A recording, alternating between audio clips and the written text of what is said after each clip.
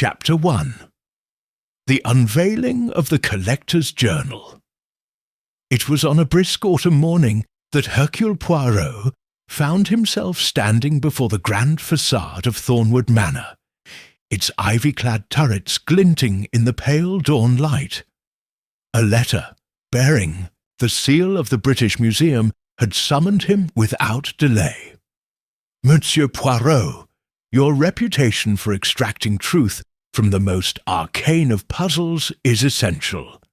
Pray come at once to inspect the collector's journal. Intrigued, Poirot had wasted no time. Now, as the carriage door opened and he alighted upon the gravel drive, his little grey cells already churned with anticipation. Captain Arthur Hastings awaited him on the wide flagstone terrace, his usual cheerful countenance tempered by curiosity. "Mon ami," Hastings began, doffing his hat, "this museum business is quite outside your usual cases of murder and deception. What sort of puzzle involves a collector's journal?" Poirot smiled, adjusting his immaculate cravat. "Ah, Hastings, you must remember, every mystery need not end in blood. A journal of rare artifacts, if it contains a hidden clue, may conceal secrets far more dangerous than you imagine." He paused to survey the ornate carvings over the entrance, cherubs, griffins, and the Thornwood crest, a stag's head between two swords. But first, we must meet our host. They entered the oak-panelled hall, where Sir Reginald Thornwood, tall, silver-haired, and impeccably dressed in tweeds, greeted them with formal courtesy. His steely blue eyes revealed both relief and apprehension. "Monsieur Poirot, Captain Hastings, I thank you for coming on such short notice. Please follow me to my study." The study lay just off the hall, a cavernous room lined with shelves of ancient tomes, porcelain curios, and glass-cased relics. A massive desk stood beneath the leaded window, upon which rested a leather-bound volume embossed in gold, the Journal of Edmund S. Marlowe, Collector. Sir Reginald gestured to two high-backed chairs. "This journal belonged to my grandfather, an adventurous antiquarian who travelled the world collecting rare antiquities. Until yesterday it appeared intact.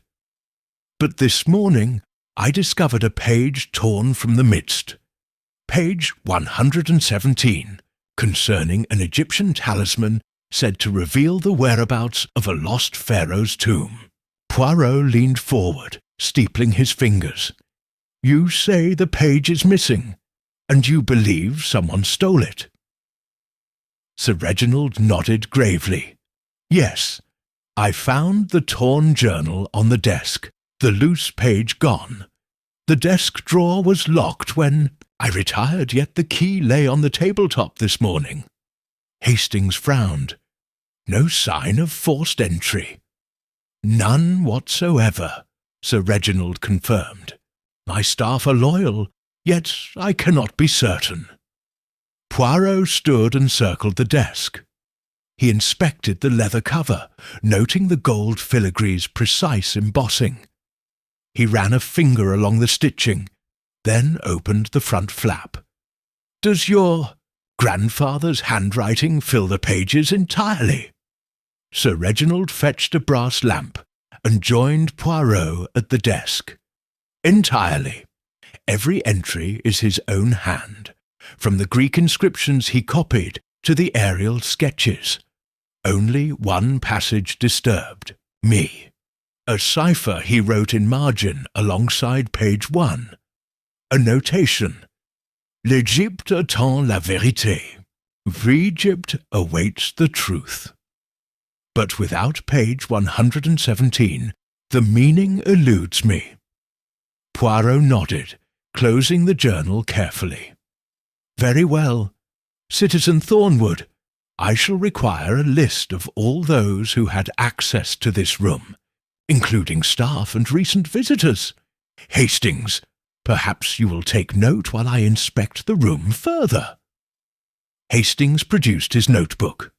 Of course, Poirot methodically examined the desk and its surroundings.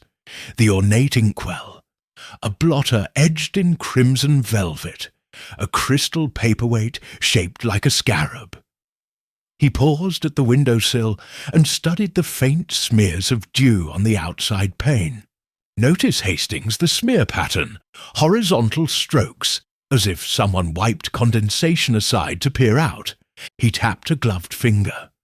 Someone may have lingered here last night. Hastings jotted the detail. Poirot then opened the desk drawer, finding it empty save for writing implements and a small silver key. He pocketed the key and locked the drawer again. The key left on the desk. This one? He produced it for inspection. Sir Reginald took the key and compared it to one on his keyring. Yes, identical. A duplicate, then, Poirot deduced. Someone made a copy. Now, I should like to see the guest register. Did anyone arrive or depart early? Sir Reginald led them into the hallway, where his butler, Mr. Wentworth, held an aged leather ledger. "No new arrivals since day before yesterday, sir," Wentworth affirmed. Poirot scanned the register. 3 guests had departed that morning. None of them antiquarians, but 2 ladies on a quick weekend stay. "Name, please?" Poirot inquired. "You have Lady Vivian Clark and Miss Helena Marlowe, granddaughter of the collector, both vacated at 8 o'clock, Wentworth recited. Poirot exchanged a glance with Hastings. Miss Marlowe, she might know the significance of page 117. He flipped back to the ledger's entries. Letter of departure appears smudged. Ink blot at her signature. Curious. Hastings scrawled the observation. Poirot closed the ledger. "I thank you, Mr. Wentworth. That will suffice for now." Returning to the study, Poirot summoned Sir Reginald's housekeeper, Mrs. Kerridge, to account for staff presence. He discovered that only 3 servants had been in the wing after lights out. Wentworth, Mrs. Kerridge, and a night gardener named Bradley. Each denied leaving the grounds. Poirot considered their alibis, then turned to Hastings. "We have a small circle of suspects, but I sense more at play, a hidden motive. The missing page purports to reveal a tomb's location worth untold fortunes.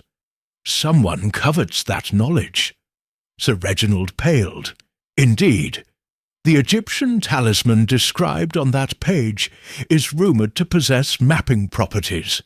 Its inscriptions, a cipher indicating precise latitude and longitude." Poirot nodded gravely. Hence the urgency. "Now, Captain, I propose a search of the intermediate pages. Perhaps the journal itself conceals a clue, in invisible ink or watermark." He retrieved a small magnifying glass from his coat pocket and resumed scrutiny of the journal's open pages under the brass lamp. Hastings fetched a candle and iodine-stained cloths.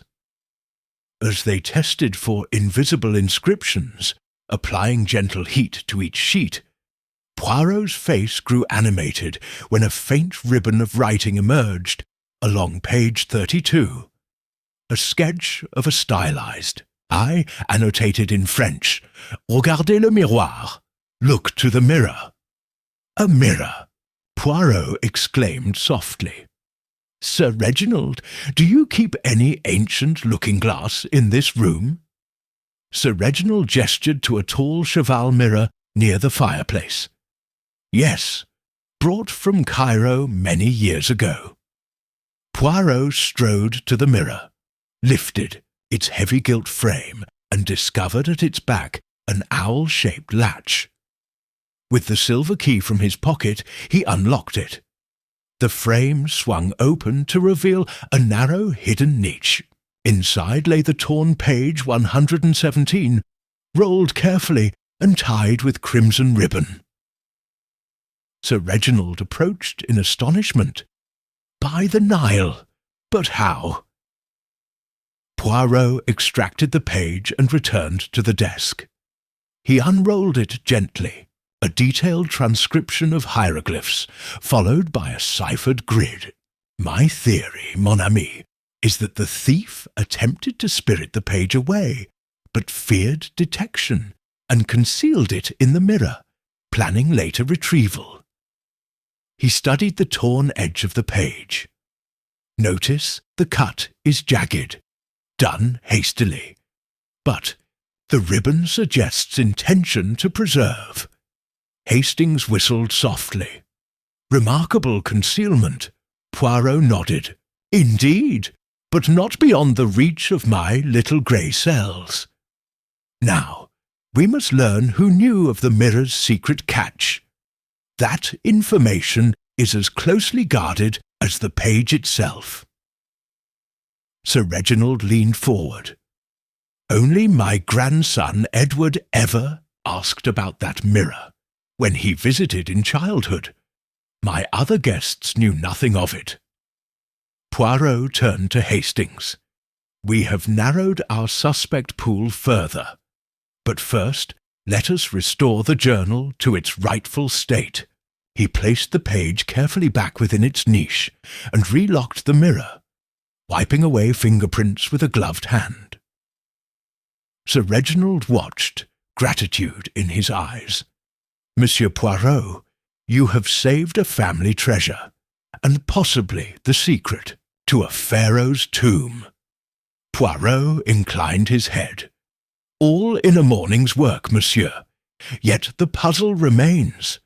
Which visitor or servant possessed both the knowledge of the mirror and the audacity to steal?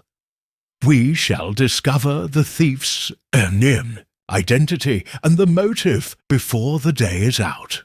As he and Hastings prepared to question each person present yesterday, Poirot cast a final glance at the collector's journal, its golden spine gleaming in the lamp's light.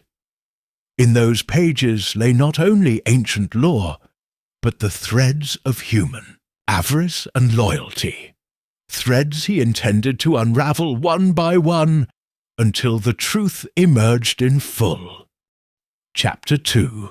Shadows in the Servants' Quarters.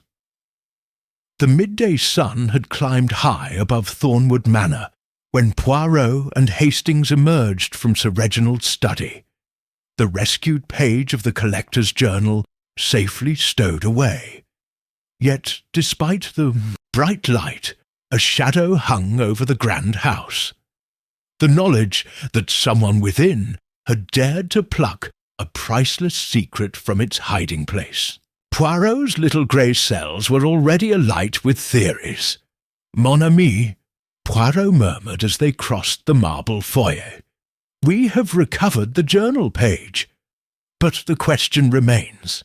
Who knew of the mirror's concealed niche? And who possessed both the opportunity and the motive to exploit it?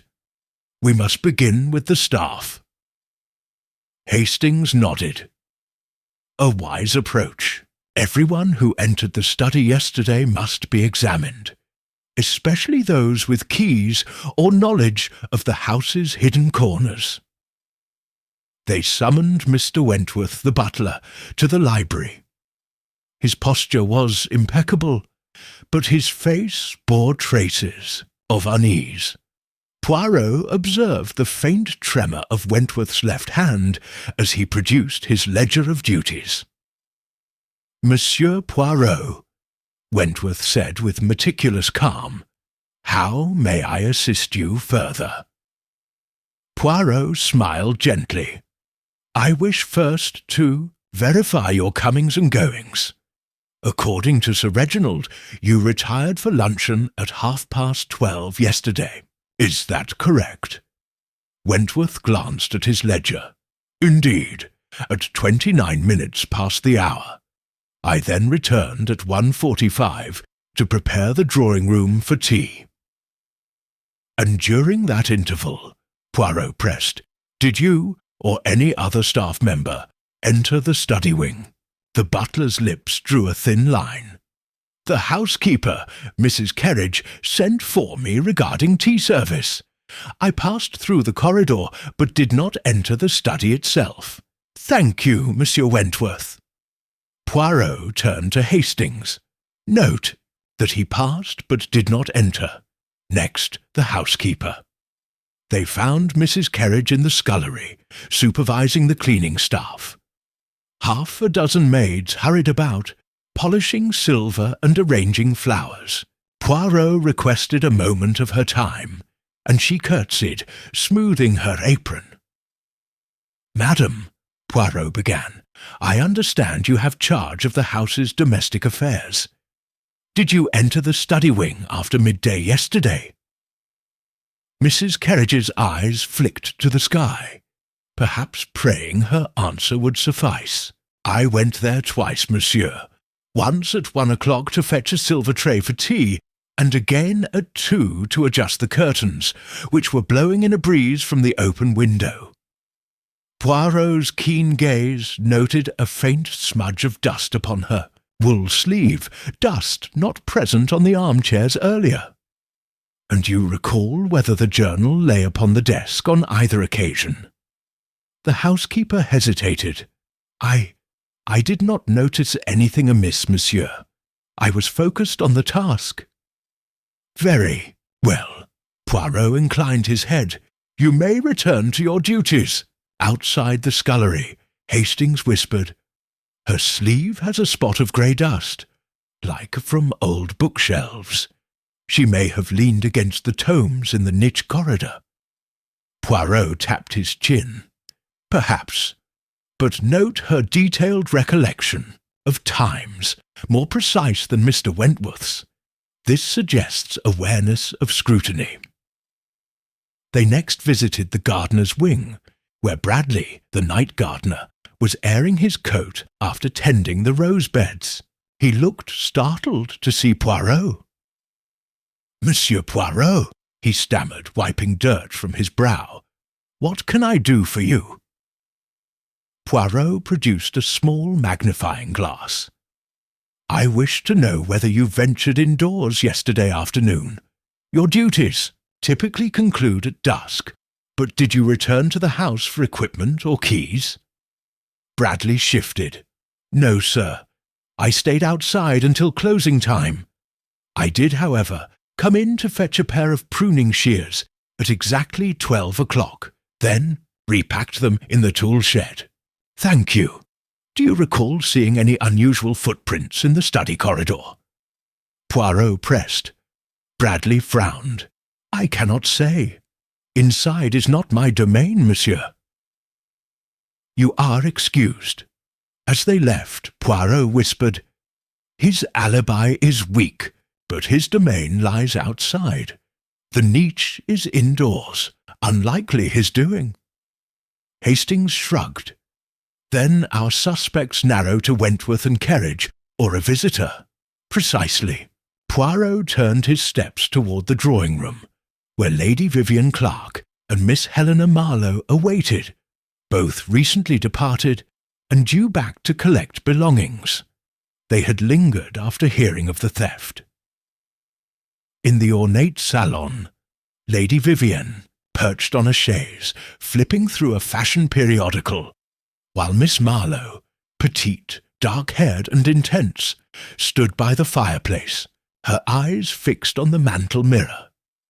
"Mesdames," Poirot greeted, his voice smooth, "you will forgive my intrusion, but I must ask, yesterday, at what times did you retire to your rooms, and did either of you visit your grandfather's study?" Miss Marlowe's lips curved into a faint smile. "I was in the study between 11 and 11:30. Grandfather wished for me to decipher a phrase he found. After that, I dined, then retired by 8:15. Poirot inclined his head. "And Lady Vivienne?" Vivienne set down her magazine. I spent the afternoon in Sir Reginald's company at luncheon until 2. Then I visited the gardens until 4. Her voice held a crisp veneer of certainty. Hastings scribbled notes. Miss Marlowe in study at 11 to 11:30. Vivienne in gardens post-lunch. Poirot turned to Helena. "Mademoiselle," he said, "you mentioned deciphering. Did you see anything striking in the journal's margins?" Helena's eyes flickered. "Only that cipher in French. Egypt awaits the truth. I did not see any hidden writing." She tilted her head. "Why?" Poirot allowed a small smile. "Merely confirming observations. Thank you." He bowed and withdrew with Hastings. In the hallway, Hastings exclaimed, "Miss Marlowe had both motive. Her inheritance depends on the journal's contents and opportunity. She knew the mirror from childhood." Poirot nodded thoughtfully. "Yet Lady Vivienne's alibi is bolstered by the gardeners and staff, and Mrs. Kerridge's uniform may hide dust from the study. We must delve deeper." By late afternoon, Poirot had assembled the household in the study once more. The journal lay open on the desk beside the hidden mirror, its catch now conspicuously locked. Poirot addressed the gathered staff and visitors. "Let us reconstruct the theft. The page was removed after the journal was closed, hence the torn edge, and before the mirrored niche was secured." He met Wentworth's calm gaze. "But only one of you knew of the niche's existence, and only one had the means to duplicate Sir Reginald's key." He produced the silver key from his pocket. "Learned? This key opened the niche. Duplication requires both knowledge and access." A hush descended. Mrs. Kerridge shifted. Wentworth remained impassive, and the two ladies watched in silent intrigue. Poirot continued, "In my search for invisible ink, I discovered a margin. Sketch. Regardez le miroir." This clue pointed not to a painting or a desk, but to the mirror's secret. Our culprit was not content to remove the page. He or she wished to hide it until safer retrieval, and knew exactly where to conceal it. He strode to Mrs. Kerridge. "Madam, you admitted adjusting the curtains at 2:00, just after midday, when the sun would glare through the window. Did you notice the window left open?" She started. "Yes, I did. A breeze blew in." Her hesitation lingered. "And why did you not close it?" Poirot inquired softly. Mrs. Kerridge's eyes filled. I was distracted. I have only a faint recollection." She glanced at Wentworth. His arms remained folded. Poirot then turned to Sir Reginald. "I suggest we test every key in Mr. Wentworth's ring." The butler placed his ring on the desk. Poirot tried each. 2 for doors, 1 for the journal drawer, and then, click, for the mirror niche. Wentworth's face remained serene. "Unlike the solicitor's key," Poirot continued, producing the silver key from his pocket, "this one bears fine ridges on the shaft's underside, an imprint only visible with a loop." He showed both keys side by side.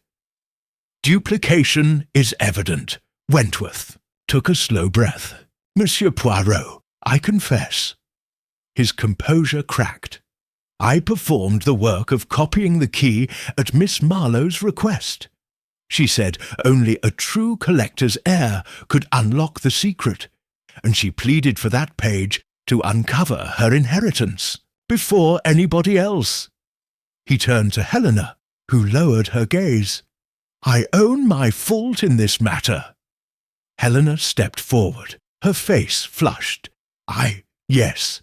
I took the page because my grandfather changed his will.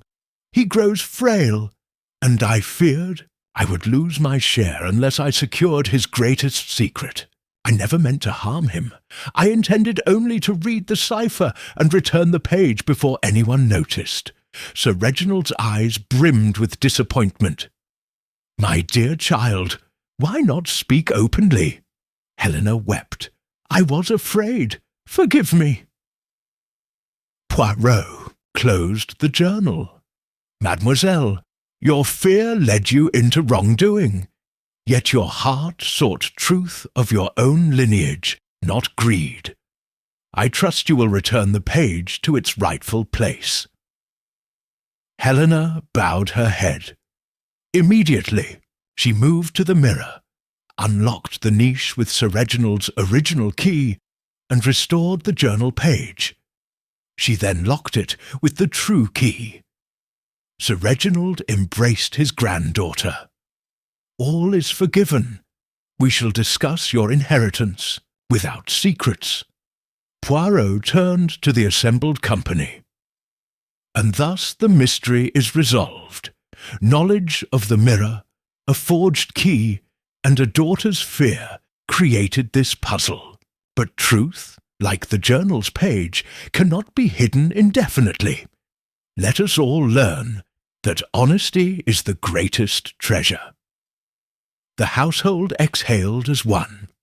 Hastings patted Poirot's shoulder. Well done, Hercule. Poirot smiled, smoothing his moustaches. Every puzzle solved brings its own satisfaction. And today, we have ensured that the collector's journal will remain whole for future generations.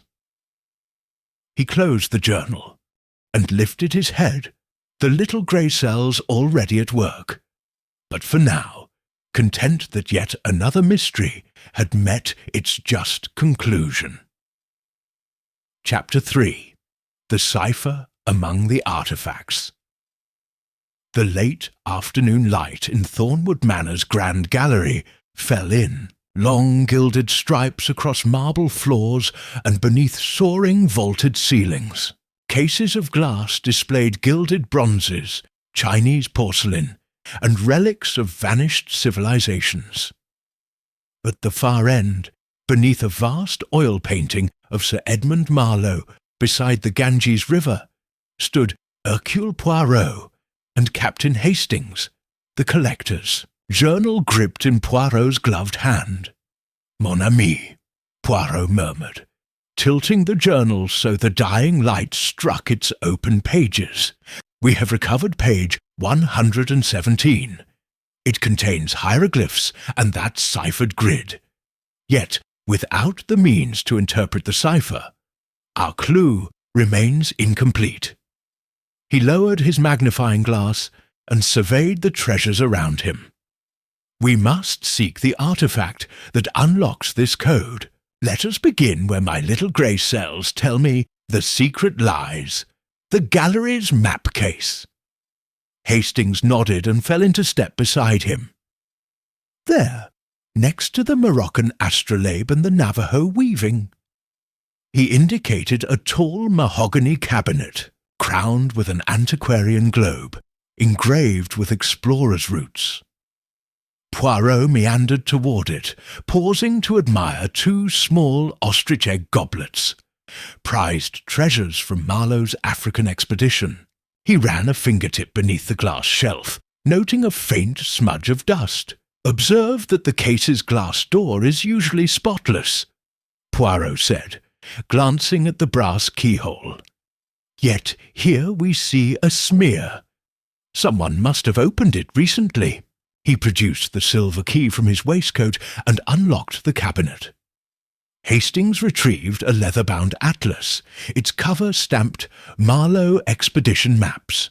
Within lay fold-out sheets of cartography.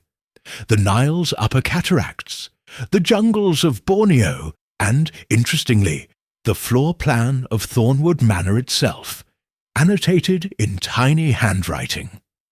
Poirot smiled. Ah, eh bien, our collector drew his own route back from Egypt, including this very home. See here, the gallery where we stand is marked with a red dot, and beside that dot, a marginal note, le miroir étude, the mirror study. This confirms our earlier mirror discovery. But see here, beneath the red dot, another cipher symbol, identical to the center glyph on page 117. He pointed to a symbol resembling a stylized lotus blossom. Hastings compared it to the journal page. By Jove, you're right. Thus, the cipher grid and the map link this gallery to Egypt, Poirot continued, turning the page in the atlas. Sir Edmund encoded not only the talisman's location, but also references to his own home, concealing a link between the artifacts and this very room. He closed the atlas gently. Now, to the grid. They seated themselves on a velvet settee by the window, and Poirot spread page 117 before them.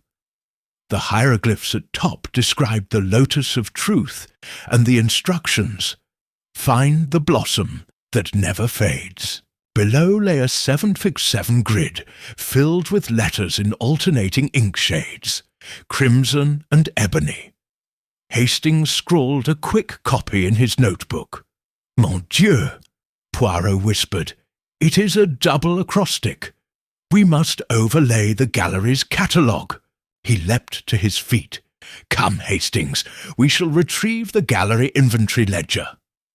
At a nod from Poirot, Hastings dashed to the nearby library, returning with a folio bound in dark leather. Its pages listed every exhibit, catalogue number, origin, and crucially, the location within the gallery, referenced by grid coordinates, rows labelled AG, columns 1 to 7. Poirot held the ledger open against the journal page. Here, the Lotus Chalice, catalogue number C4, appears in case 3 of the eastern wall. That must correspond to the central grid square, row C, column 4, which, in our cipher, is marked with a crimson lotus. Hastings peered at the grid, and every letter in that row spells out, "Remove panel." He read off the 7 letters in C row, REMOVE, 6 letters. Then PANEL, 6 again. An instruction doubled to fill the grid. "Remove panel," Poirot beamed. "Exactly, Hastings. Now we know where to search. A concealed panel in case number 3 eastern wall." He paced toward a glass display labelled Egypt Dynasty 16th, whose third case contained small statuettes of Isis and Anubis. The wall behind was clad in decorative panels, carved with hieroglyphic friezes. Poirot ran his hand along the joints until he felt one that rattled slightly. "Here," he said, producing a slender paper knife from his pocket. With gentle pressure, he levered the panel away from the wall. Behind lay a narrow compartment, no more than a foot high. Within rested a small velvet-lined box.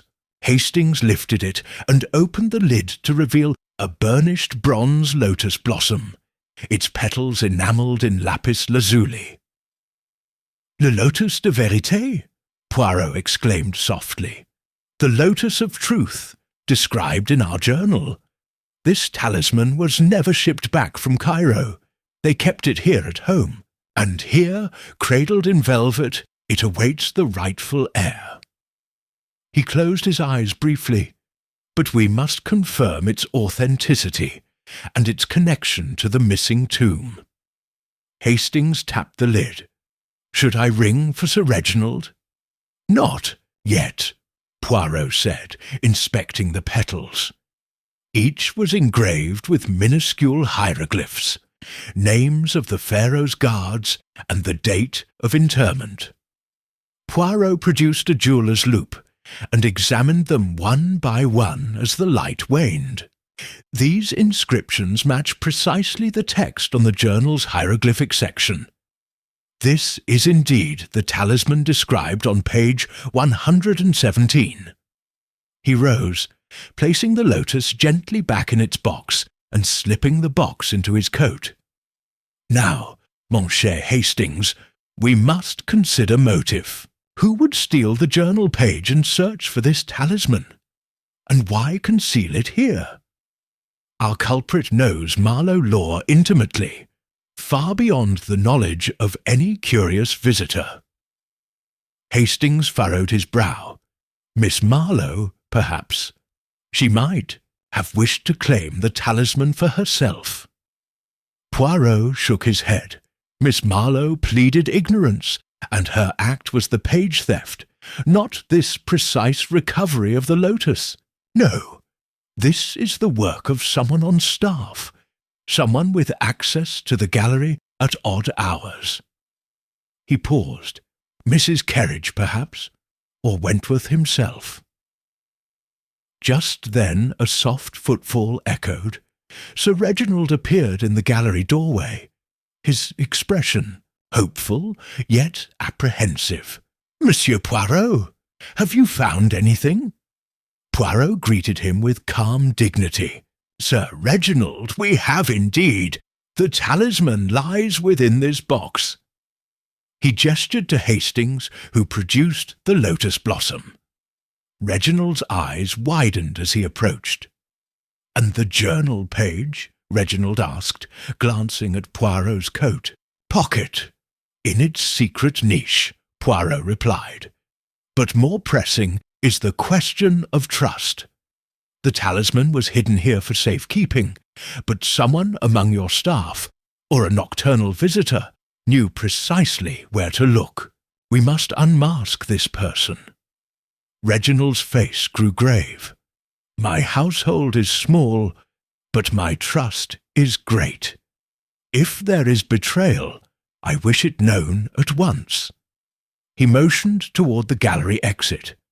"Let us convene the staff." Within moments, Wentworth, Mrs. Kerridge, Bradley the gardener, and Mr. Chalmers, the curator of antiquities, assembled under Poirot's guidance. Each bore a mix of anxiety and dutiful composure. Poirot addressed them calmly. "One among you entered the gallery after hours, removed the page from the journal, consulted the map case, deciphered the cipher, and retrieved the lotus of truth. You replaced nothing, returning the page to the mirror niche, but embalmed your knowledge in the disappearance of the box's panel." He let the silence deepen. Mrs. Kerridge's lips quivered. Wentworth's stoicism wavered. Bradley stiffened, clenching his cap. Chalmers swallowed hard. Poirot walked forward. "Let us hear from Mr. Chalmers, the curator. You possess detailed knowledge of each exhibit's origin and the journal's contents. Were you the one who sought to safeguard the talisman from prying heirs?" Chalmers's face collapsed. "I did it," he confessed in a whisper. "I discovered the journal's cipher when I catalogued Sir Edmund's notes. I believed the talisman too fragile a legacy to pass to descendants who might sell it. My duty was to the artifact itself, not to any heir." He bowed his head. "Forgive me." Sir Reginald's voice trembled. "You betrayed my family. You judged us unworthy." Chalmers held up trembling hands. "I sought only to protect the world's heritage, but I forgot that real protection lies not in concealment, but in the trust between keeper and owner." He stepped forward and offered the lotus box. "I return it now." Poirot advanced and took the box. "You acted out of devotion, monsieur, but you broke faith. The talisman belongs to its rightful heir, not to any self-anointed custodian." He turned to Sir Reginald. "Your household is restored. The talisman and the journal page are safe." Reginald nodded, sorrow and relief mingling in his eyes. He reclaimed the lotus box and placed it upon a velvet cushion at his side. "Thank you, Monsieur Poirot. You have again demonstrated that even the noblest intentions must submit to honesty." Poirot inclined his head. "Indeed, Sir Reginald, for in the realm of antiquities, as in the realm of humankind, truth must shine brighter than the rarest treasure." He closed his eyes in quiet satisfaction, his little grey cells content for the moment. Outside the gallery, the wind whispered through the cedar boughs of Thornwood's ancient avenues, echoes of past adventures, and the promise of many puzzles yet to come. Chapter 4. The Midnight Revelation of the Scriptorium. The manor clock in the gallery struck 10 as a hush descended upon Thornwood. Throughout the house, lamps glowed softly in corridors where shadows flickered like silent sentinels. For Sir Reginald, Thornwood, the recovery of the Lotus of Truth and the rescued journal page had restored a measure of calm. Yet he now summoned Hercule Poirot and Captain Hastings to the west wing, where the ancient scriptorium lay hidden behind a panelled door. It was there, he believed, that additional secrets of Edmund Marlowe's travels might reveal themselves. Poirot and Hastings arrived at the carved oak door just as Sir Reginald turned a heavy key. Beyond lay the scriptorium, a narrow chamber lined with desks, shelves of leather-bound volumes, and stained-glass windows depicting explorers in distant lands. At its centre stood a large oaken table, upon which lay 4 small parchments folded in half, 2 quills, and a single black candle. "Monsieur Poirot," Sir Reginald said gravely, "this morning I discovered these parchments slipped beneath the door. No note, no signature, only the symbol of the lotus painted here in soot." He pointed to a charred lotus motif on the tabletop. "They appeared after Mr. Chalmers's confession, and the household is uneasy. I feared another conspiracy." Poirot knelt to examine the parchments. Under the candle's glow, he carefully unfolded the first sheet, revealing a brief inscription in a fluid hand. "To find the door within the page, seek the script where shadows change." He held the paper aloft. "A riddle," he murmured. "The writer again invokes hidden panels and shifting glyphs. Hastings, light the candle."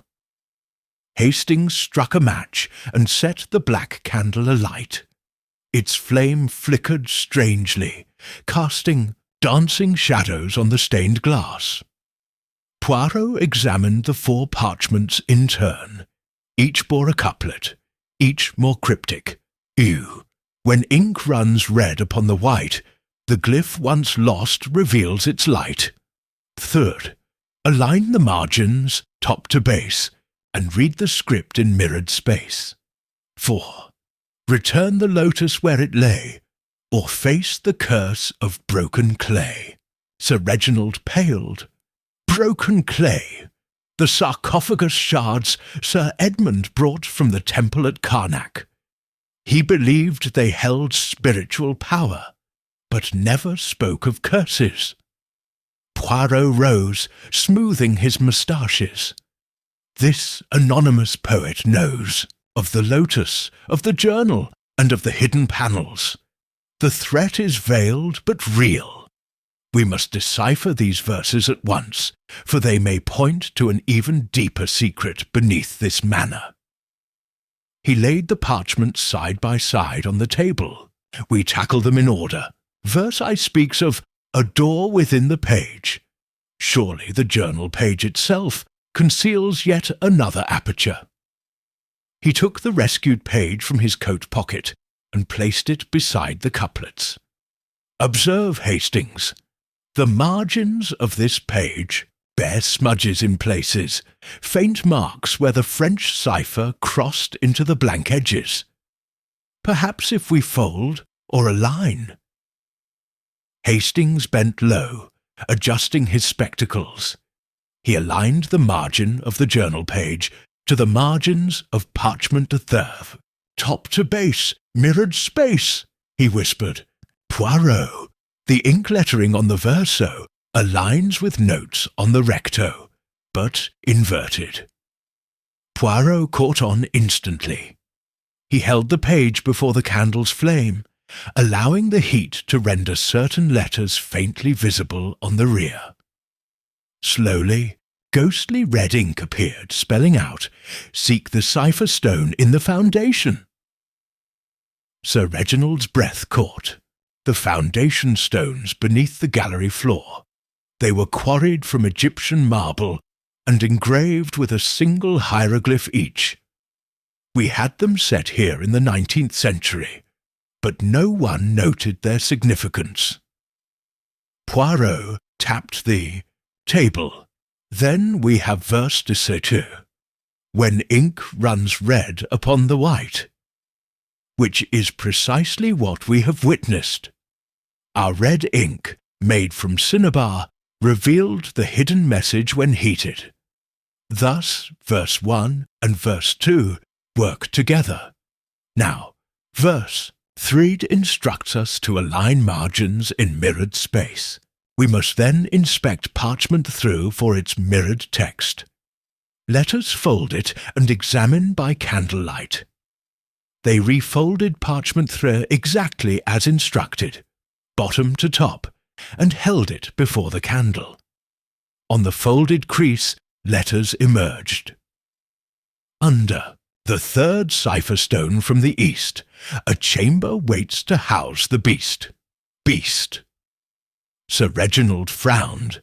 Beast? The lotus was said to guard the pharaoh's sarcophagus, sometimes called the beast of death. He meant the statue of Anubis, perhaps. Poirot nodded. But here in the foundation, each stone bears one of Sennemout's 7 hieroglyphs. If we number them from east to west, the third stone marks a hidden latch, one of Marlowe's ingenious safeguards. Hastings consulted his notes. There are 7 stones set in a row, each engraved. The third is the figure of the lotus itself, an appropriate marker. They must share alignment with the map case, Poirot muttered. Verse 3 complete. Now to verse 4. Return the lotus where it lay, or face the curse of broken clay. That suggests the talisman must be returned to its original niche, else some dangerous trap is triggered. Sir Reginald paled. I had intended to place it in my study, at my desk, but perhaps I should restore it at once. Poirot allowed a faint smile. Restoration will come later. First, we must inspect beneath the third cipher stone. Hastings, will you help me remove it? They moved to the gallery floor, where the Egyptian marble stones gleamed under lamps set low in the walls. Poirot counted from the eastern corner. 1, 2, 3. The third stone bore the lotus glyph, as expected. Hastings knelt, gripping the stone's carved edge. Together they levered it free, revealing a narrow shaft descending into darkness, its walls engraved with red ochre. The sands, Hastings breathed. A hidden chamber. Poirot ignited a small lantern and let Hastings lower it on a cord. Shedding his gloves, Poirot grasped a rope ladder that hinged from the shaft's lip and began his descent. At the bottom, he found himself in a low crypt, walls lined with alabaster bas-reliefs, depicting the pharaoh's journey through the underworld, each panel painted in fading hues. In the centre stood a stone dais swathed in dust, atop which rested a chipped sarcophagus lid, carved with the image of Anubis. But what drew Poirot's gaze was the recess set into the dais's side, a velvet-lined niche shaped precisely to the Lotus of Truth. Beside it lay shards of broken pottery, fragments of a clay jar, each piece etched with Marlowe's name and a date, 1872. Sir Reginald's lantern joined Poirot's, and he peered down at the scene. Good heavens! My grandfather sealed the lotus here in 1872, entombing it with the sarcophagus fragments as a safeguard against grave robbers. Poirot blew on a shard to clear debris, revealing a warning inscribed, "Disturb not what death holds fast, unless with heart of steadfast cast." He placed a finger upon the chipped clay. The curse of broken clay, indeed. Should anyone remove the lotus without care, they risk collapsing this chamber, or worse. Hastings swallowed. All the more reason to restore the lotus. Poirot nodded. But we tread carefully. I propose we remove the shards, catalogue them, then return the lotus immediately, before any accident. Sir Reginald, will you assist here? Sir Reginald descended the ladder, lantern in hand, and joined Poirot. The three set about gathering each clay fragment into a linen satchel marked Scriptorium Find. Poirot dusted his hands on a cloth, then sealed the satchel. Hastings tested the sarcophagus lid. It moved easily enough. No trap springs or hidden spikes awaited. Poirot exhaled and approached the dais.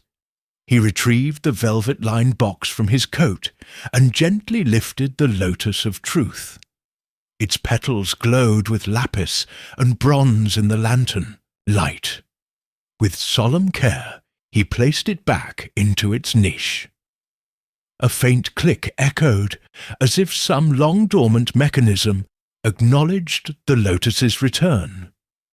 Above, the manor settled in silence. The weight of centuries seemed to recede, as if the pharaoh himself rested in peace. Poirot climbed the ladder first, then Sir Reginald and Hastings followed.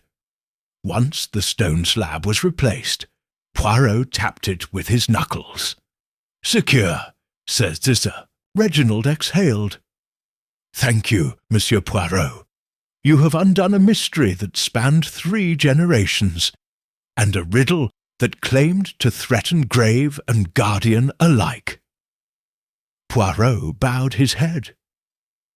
"The guardian here was your grandfather, monsieur. He wished to protect the talisman and the world from misuse. But in so doing, he set tests only the wise and honest could pass. You and your family have honoured his challenge." Hastings placed a reassuring hand on Sir Reginald's shoulder. "And should you ever need the talisman again, you know exactly where and how to find it." They extinguished their lanterns and replaced the cipher stone, restoring the gallery floor to its seamless appearance. As Poirot relocked the scriptorium door behind them, the manor's silence felt charged with gratitude and relief. In the corridor beyond, Poirot paused. His moustaches twitched in satisfaction. Mon ami, these hidden chambers and ciphered maps are splendid exercises for the mind.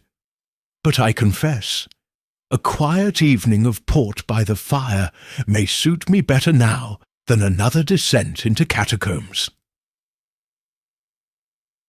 Hastings laughed softly. "Agreed. Let us retire, and perhaps tomorrow review your little grey cells over a fresh journal entry." They made their way back through the dim corridors, the echoes of their footsteps mingling with the manor's ancient stones. Above them, the windows of Thornwood gleamed in the midnight hush, silent witnesses to the secrets unveiled and to those still waiting patiently, perhaps forever, in the recesses of the collector's journal. Chapter 5. The Whisperer of the Parchments. The following dusk, Thornwood Manor seemed to have settled into uneasy peace. The lotus of truth lay once more in its alabaster niche, and the hidden chamber beneath the gallery was sealed. Yet in the hush of early evening, a soft tap at the scriptorium door announced a fresh note slid beneath the panel. The scarab sleeps where memory fades beneath the gaze of marble maids. No signature, no seal, only the same soot-painted lotus motif. Poirot, standing by the western window, caught sight of the single line of fresh footprints in the dust upon the velvet carpet. Small, round-heeled, and decidedly feminine. He traced them with a gloved finger. "Ah, Hastings!" he called, beckoning his friend from the desk where Hastings compared vellum samples. "Our anonymous poet persists. She who sent verses Biaoch now compels us to locate another relic, the scarab that sleeps beneath marble maidens." Hastings peered at the parchment. "But we have one scarab already, a paperweight in the study. Hardly the relic of legend." "Not that scarab, my friend," Poirot replied. "The prose suggests a funerary scarab, an emblem of rebirth, perhaps the scarab of memory that our collector acquired in Luxor." He folded the paper crisply. "But where is it concealed? And why draw attention to it now?" They summoned Sir Reginald to the scriptorium, where the candlelight cast wavering shadows upon rows of aged manuscripts. Poirot began with quiet authority. "Sister, Reginald, our correspondent, bids us seek the scarab beneath the gaze of marble maids. I propose the Hall of Statues downstairs." Reginald's eyes narrowed. "You mean the East Wing corridor, where 5 Greco-Roman maidens flank the staircase?" "Exactly. Each statue stands upon a white marble plinth, perfect for hiding small objects." Poirot smoothed the parchment. "We must examine the bases for concealed switches or panels." They hurried down the grand oak staircase to the East Wing. There, 5 alabaster figures, draped in togas, each cradling a vessel, lined the corridor. At their feet worn floorboards met the marble plinths. Hastings knelt by the first statue, tapping lightly along the base. Only silence answered. "At the third maiden," Poirot said, pointing, "the plinth's mortise is more pronounced. Note how the seam between plinth and floor is sharper here." He pressed a fingertip into the seam. With a faint click, a section of plinth swung inward on concealed hinges, revealing a shallow cavity. Inside, nestled on red velvet, lay a small bronze scarab, its back engraved with hieroglyphs and a single ruby gleaming at its heart. Poirot lifted it reverently. The scarab of memory indeed. This relic was said to absorb recollections of its bearer, preserving them for eternity. Why would our poet direct us here? And who placed it under lock and velvet? Sir Reginald took the scarab, turning it in his hand. "My staff know nothing of this. Chalmers never mentioned it, and I stored it away after the Karnak expedition. Only I and Miss Marlowe have handled it." Poirot's gaze flicked to Hastings. "We must consider every hand that visited the East Wing after midnight. Who possesses female-sized footprints and intimate knowledge of the corridor's secrets? They returned to the scriptorium, where Poirot placed the scarab upon the table and prepared to study the parchment again. Hastings joined him. Brows knitted. The footprints suggest a woman, Hastings mused. But Miss Marlowe has already confessed to stealing a journal page, and she helped restore the lotus. She could not be the same correspondent. And yet, Poirot said, Miss Marlowe may have accomplices among the staff, someone who, in her absence, advances a parallel scheme. We must question each household member, particularly those with access to the scriptorium stationery and the corridors at odd hours. He produced a small glass phial and a bristle brush. Let us dust for ink on this scarab, on the plinths, seams, and on the envelope's edges. The ink formula may betray the author. Under lamplight, they applied fine powder to the scarab and the door frame, then gently blew it away.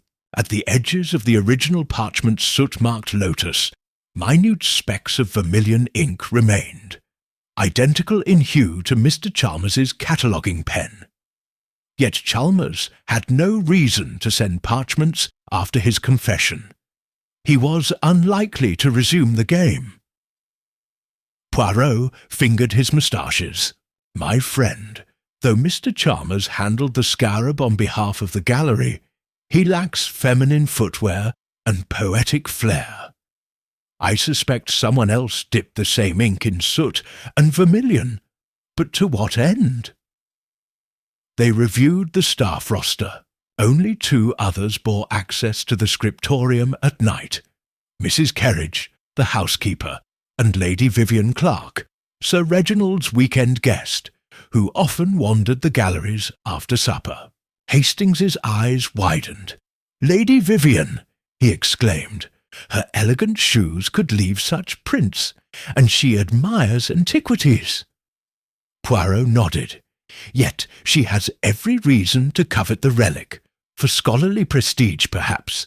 We must invite her to the scriptorium for tea and observe her reaction to our discoveries. They found Lady Vivienne in the drawing-room, sipping chamomile by a fire crackling in the hearth. Poirot greeted her with formal courtesy. Lady Vivienne, he began, your appreciation for ancient art is well known. Might you join us in the scriptorium to view a rare funerary scarab, just recovered from the East Wing? Vivian's composure barely flickered. A scarab, you say? How intriguing!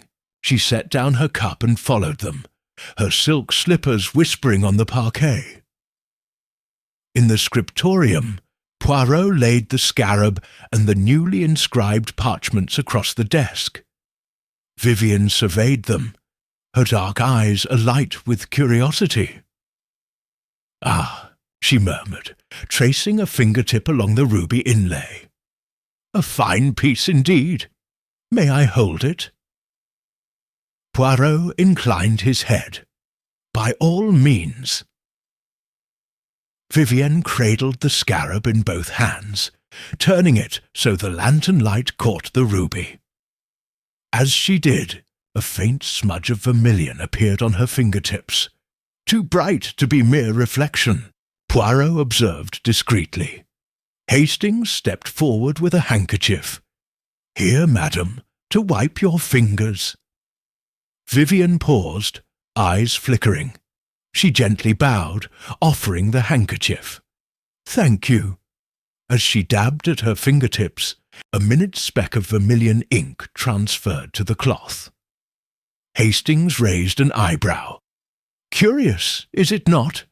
The same hue we found on the parchment motif. Vivian's lips curved in a polite smile. Surely a coincidence? I dabbed the handkerchief at the fireplace embers earlier. Poirot's gaze was steady. Perhaps. Yet coincidences can mislead. Tell me, Lady Vivienne, did you ever see these couplets before they arrived? And did you know of the corridor's plinth mechanism? Her composure faltered. I roam the house at night to sate my scholarly curiosity. I noticed a slight draught about the third marble maiden. Hence I investigated. The plinth. I would never endanger these treasures. I only wished to admire them in solitude. Sir Reginald entered, having overheard the exchange. He regarded Vivienne with disbelief. You surreptitiously removed the scarab and sent these verses to lure us into rediscovering it. Why? Vivienne's shoulders trembled. I feared the relic would be locked away, hidden from any but the collector. I wished to ensure its place in the museum, not buried in vaults. Poirot interjected gently. Your motive, though misguided, was not malevolent, yet you employed deception and endangerment of both artifact and family. You must relinquish your pietistic crusade. Vivienne's breath hitched. She handed the scarab back to Sir Reginald. I return it gladly. Forgive my folly. Sir Reginald accepted the scarab, though sorrow shaded his voice. Your respect for the artifact is commendable, but trust must be earned, not engineered through riddles. Poirot closed the ledger book. Let this be our final lesson. True guardianship requires transparency, not clandestine poetry. Lady Vivienne, we trust you will now respect the manor's peace. Vivienne inclined her head, tears gathering. Yes, never again will I pursue my obsessions in secrecy. As she departed, Hastings exhaled. Another chapter closed, Hercule. Poirot's moustaches twitched in satisfaction. Indeed, mon ami, the scarab sleeps once more beneath marble maidens, and the whisperer of parchments is laid to rest. But remember, a true mystery lies not only in hidden chambers, but in the hearts of those who covet secrets. They extinguished the black candle in the scriptorium, and the manor's corridors returned to gentle quiet. Outside, the autumn wind rustled the yellowed leaves, echoes of puzzles solved and of whispers now stilled forever. Chapter 6. The Veil of the Papyrus. The dawn light slipped through the mullioned windows of Thornwood Manor's library, painting bands of gold across rows of leather-bound volumes. After the evening's revelation in the scriptorium, Lady Vivienne Clarke maintained a respectful silence, haunted by her own folly. Yet even her contrition could not still the manor's restless heartbeat. Upon the great oaken reading table lay a fresh envelope, bearing no seal but the familiar soot-smudged lotus motif. Sir Reginald, Captain Hastings, and Hercule Poirot gathered about the table. The envelope's edges were singed, as if whispered over a candle flame. Hastings broke it open, and within lay a single slip of papyrus, edges brittle with age. Where shadows cross and spines align, seek the scroll that bears the sign. In silent stacks of forgotten lore, the scribe awaits behind the door. Poirot read the lines aloud, voice contemplative. Another riddle, invoking shadows, spines, and a scribe's hiding place. I suspect the library's east gallery, where the alcove of obscure volumes stands beneath two carved gargoyles. Sir Reginald rubbed his chin. That gallery contains manuscripts from Sir Edmund's tour of Nubia. Many remain uncatalogued, a perfect hiding place. Hastings leaned forward. We shall search there at once. But first, who could have sent this?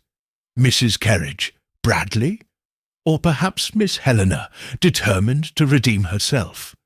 Her learning in ancient scripts might be second only to Sir Edmund's. Poirot's moustaches twitched. Indeed, we must proceed with both haste and discretion. The papyrus may point to a discovery as momentous as the lotus and the scarab, yet equally perilous. They left the library through its arched double doors and proceeded down the west corridor to the east gallery. 2 alabaster gargoyles, one winged serpent, the other horned griffin, stood sentinel above the entrance. Beneath them, shelves of tall tomes rose ceiling high, theological treatises, medieval chronicles, and tucked at the very back, volumes unlabelled, their spines faded to parchment beige. Poirot held the papyrus against the lantern's glow, where shadows cross and spines align. Undi, the intersection of 2 shelves, perhaps a place where volumes join at a corner, casting a cross-shaped shadow. Hastings stepped aside to let the lantern's rays sweep across the tomes. He paused where 2 tall bookcases formed a narrow aisle. Here, monsieur, at the junction of the leather-bound histories and the vellum-backed codices. The shadow from the mezzanine rail crosses the spines around mid-height. Poirot knelt, brushing dust from the shelf. Now, seek the scroll that bears the sign. Sign of what, I wonder? The lotus, the scarab, or perhaps Sir Edmund's cipher mark, the small Ouroboros he daubed on manuscripts he wished hidden. He produced a jeweller's loupe and examined the volume's spines for an unusual glyph. His lorgnette caught a muted fleck of silver amid the dark grain of a narrow volume. The spine bore no title, only the Ouroboros, a serpent devouring its own tail, etched faintly in silver leaf. Poirot's fingertip traced the glyph. Here lies our scroll. He tipped the volume forward and eased it free. Behind it, crammed horizontally in the recess, lay a rolled papyrus secured with crimson thread. Poirot lifted it ceremoniously and handed it to Hastings, who unrolled the scroll upon the reading table. The papyrus bore a single passage of hieratic script, its characters looped and angular. Beyond the mirrored sanctum, where light refracts and echoes hum, a hidden chamber's vault shall part to grant the seeker truth of heart. Hastings whistled softly. Mirrored sanctum. Could this be the gallery of Sir Edmund's looking-glass? The identical pair in the study and the west gallery? Sir Reginald nodded. I recall another cheval mirror brought from Thebes, installed opposite the one in the study. They face one another across the corridor, reflecting endlessly. Precisely, Poirot said. When light refracts between 2 surfaces, it may reveal what a single mirror conceals. We must visit the study's counterpart in the East Gallery. There, between echoes of glass and wood, the vault shall part. They returned to the study corridor and located the second cheval mirror, a tall gilt frame nearly identical to its partner, but with a minute gilded scarab perched atop its crest. Sir Reginald paused before it, recalling childish wonder. Poirot held the newly recovered papyrus before the mirror's gleaming surface. The lantern's flame flickered, and as the light danced between the 2 polished mirrors, a faint line of fractured mortar at the base of the West Gallery's bookcase glowed with reflected radiance. "Do you see, Hastings?" Poirot whispered. Light has traced the seam.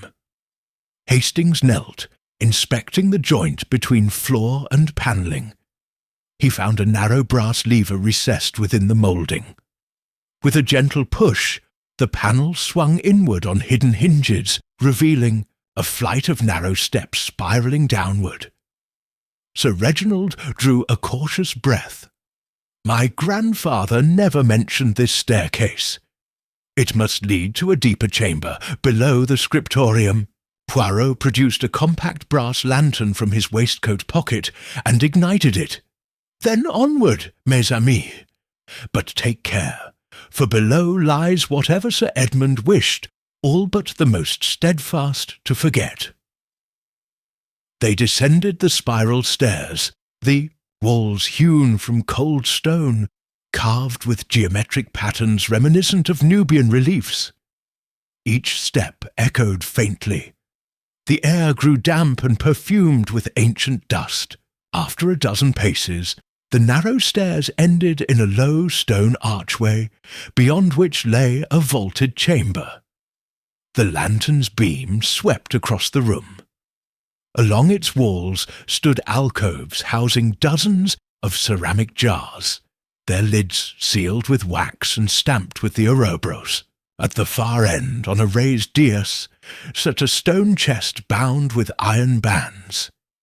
Its lid bore a single word carved in Greek, mneme, memory. Sir Reginald swallowed. The jars and this chest. My grandfather's final collection of salvaged artifacts, each jar reputed to hold sacred sand from the Valley of the Kings. Legend says to preserve the soul's memories. He called this the Memorial Reliquary. Hastings advanced. But why conceal it here?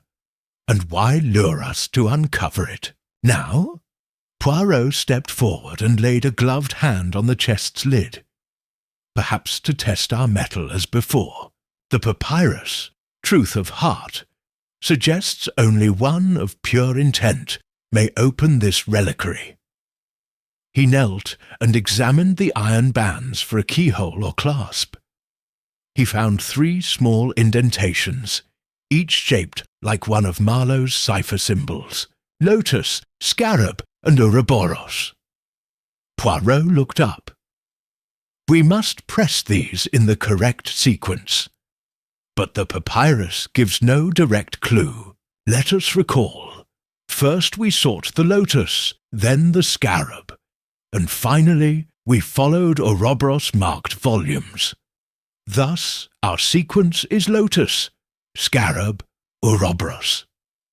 Sir Reginald produced the 3 artifacts in succession. First the bronze lotus, at his side next the scarab, and lastly the leather-bound volume bearing the Ouroboros glyph. Poirot guided him to place each item into its corresponding indent and press. With a heavy grind, the iron bands slid aside. The chest lid rose on silent hinges, revealing within a cushion of crimson velvet upon which lay a single rolled papyrus sealed with black wax. Beside it gleamed a filigreed amulet, a small heart of lapis lazuli edged in gold. Poirot lifted, bit the roll, and broke the seal. Unfurling the papyrus, he read, Hearts unburdened, memory freed. The final truth lies where shadows bleed. Seek the crimson amulet of old, and share its secret, bold yet cold. Sir Reginald reached for the amulet, running his thumb along its golden edge. This charm, my grandfather called it the Heart of Anpu. He said it granted clarity of memory, but only to those who shared its secret with another. Poirot nodded. A test of generosity. The reliquary's purpose is not mere preservation, but communion. One must not hoard knowledge, but impart it. He turned to Sir Reginald. You must present the Heart of Anpu to Miss Marlowe and Lady Vivian. sharing its aura so that the collector's journal's secrets live in trust, not isolation. Sir Reginald inhaled deeply. Yes, I understand. This affair has brought out both hidden ambition and genuine remorse. It is time for unity. He gently lifted the amulet and placed it into Poirot's awaiting hand. Please, Monsieur Poirot, guide the sharing ceremony. Poirot accepted the heart of Ampu and rose. First, we seal this chamber once more, he instructed Hastings. With swift care, Hastings replaced the iron bands and returned the jar's lids to their frames. Poirot then led Sir Reginald back up the spiral staircase, lantern light shifting the patterns on rough stone. In the scriptorium, Miss Helena Marlowe and Lady Vivienne, both chastened but eager to atone, waited in polite silence. Poirot invited them forward and placed the amulet upon the reading table between them. In this reliquary, Sir Edmund's greatest legacy rests, Poirot said softly. Its amulet demands not solitary possession, but collective guardianship.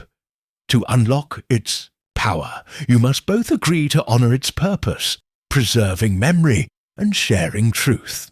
He looked to Helena. Will you, Miss Marlowe, accept the heart of Ampu alongside Lady Vivienne?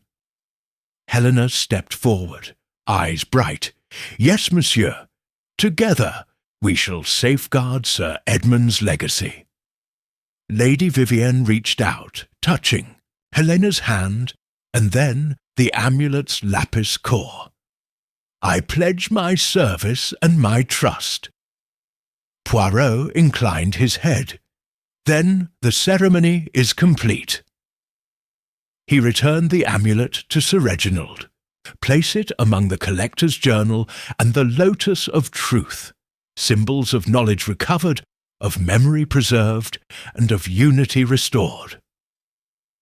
Sir Reginald carried the heart of Ampu to the library's central display case, set among the journal, lotus, and scarab, all bathed in the lantern's warm glow. Hastings closed the case's glass with finality. Poirot stepped back. Let this be the last riddle, for knowledge unshared sows discord, but knowledge shared blooms trust. Thornwood Manor stands strengthened by its trials, its guardians bound, not by secrecy, but by shared purpose. In the hush that followed, each heart swelled with relief. Outside, the evening breeze rustled through the cedars. Whispers of secrets unveiled and of memories safeguarded, echoing the promise that as long as the collectors and keepers of Thornwood looked upon those artifacts together, the legacy of Edmund S. Marlowe would endure in unity rather than solitude. Chapter 7. The Gathering of Guardians. The sun had barely risen when Thornwood Manor's bell tolled 8, its deep note echoing through corridors still faintly scented of evening's spent candles. Inside the library, Sir Reginald Thornwood sat behind his desk, flanked by Hercule Poirot and Captain Hastings. Across the broad table stood Miss Helena Marlowe and Lady Vivienne Clark, each bearing a solemn countenance. The dust from yesterday's descent had barely settled. Already another summons had brought them together. Sir Reginald cleared his throat. Welcome, my friends and guardians of this estate's greatest treasures. I have called this council to ensure that no secret, no matter how small, remains overlooked. He tapped a stack of parchment before him. We have the lotus of truth, the scarab of memory, the heart of Ampu, and the collector's journal itself. Yet I sense there is still one final revelation awaiting us. Poirot inclined his head. Monsieur, your instincts are correct. When we returned the heart of Ampu to its display, I noted a faint inscription upon the reliquary's exterior, barely visible under reflected lamplight. I believe it is the last cipher left by Sir Edmund Marlowe. Reached to his waistcoat pocket, producing a slender vellum strip. Hastings leaned forward. "You discovered another message?" Poirot laid the parchment gently on the desk. It bore 3 lines of minute script in Greek and hieratic intermingled. Though 3 guardians stand, the 4th sleeps. In silent scroll, its secret keeps.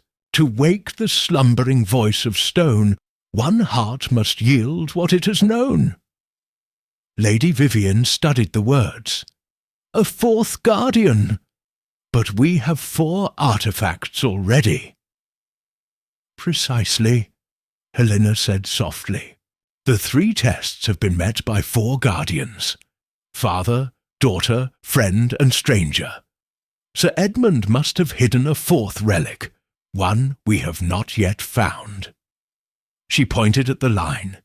In silent scroll its secret keeps. We must search the journal again, for a concealed page or cipher stone we overlooked. Sir Reginald rose, pacing before the tall bookcases. The journal's cold cover bears no outward mark. Yet Sir Edmund was fond of hidden folios. Captain Hastings, will you fetch the journal? Hastings retrieved the leather-bound volume and set it before Poirot. What shall we examine, monsieur? Poirot produced his loupe and ran it slowly along the journal's foredge. Feel here, a slight irregularity in the edge at precisely page 230. He pressed a fingertip, and the edge shifted, revealing a narrow slit. A secret compartment. With delicate care, Poirot inserted a slip of paper and levered it outward. From the slit slid a small scroll, its ends bound with gold thread. Sir Reginald accepted it with shaking hands. I present the 4th guardian's token, he whispered. He untied the thread and unrolled the scroll, reading in a hushed voice. Beneath the lion's gaze, where scholars tread in silent praise, rest the tears of Nefertiti, their waters lost, their memory free. A collective murmur rose. Helena's eyes shone. The tears of Nefertiti. The famed alabaster vials Marlowe claimed he discovered but never displayed. He wrote they possessed the power to glimpse one's true self. Lady Vivian clasped her hands. It must be hidden in the gallery where the alabaster sculptures stand, among the Greco-Roman maidens, or perhaps beneath the marble lion in the entrance hall. Poirot smiled. The line beneath the lion's gaze indicates the great marble lion at the manor's front portrayal, a statue Sir Edmund acquired from his Syrian expedition. Let us go there at once. In minutes they had assembled in the entrance portico, where a magnificent marble lion, its mouth ajar in silent roar, kept watch over the gravel drive. Its surface caught the morning light, veins of ivory and gold running beneath. Sir Reginald approached and placed a gloved hand on the lion's paw. I had always admired this piece, but never suspected it to be more than decoration.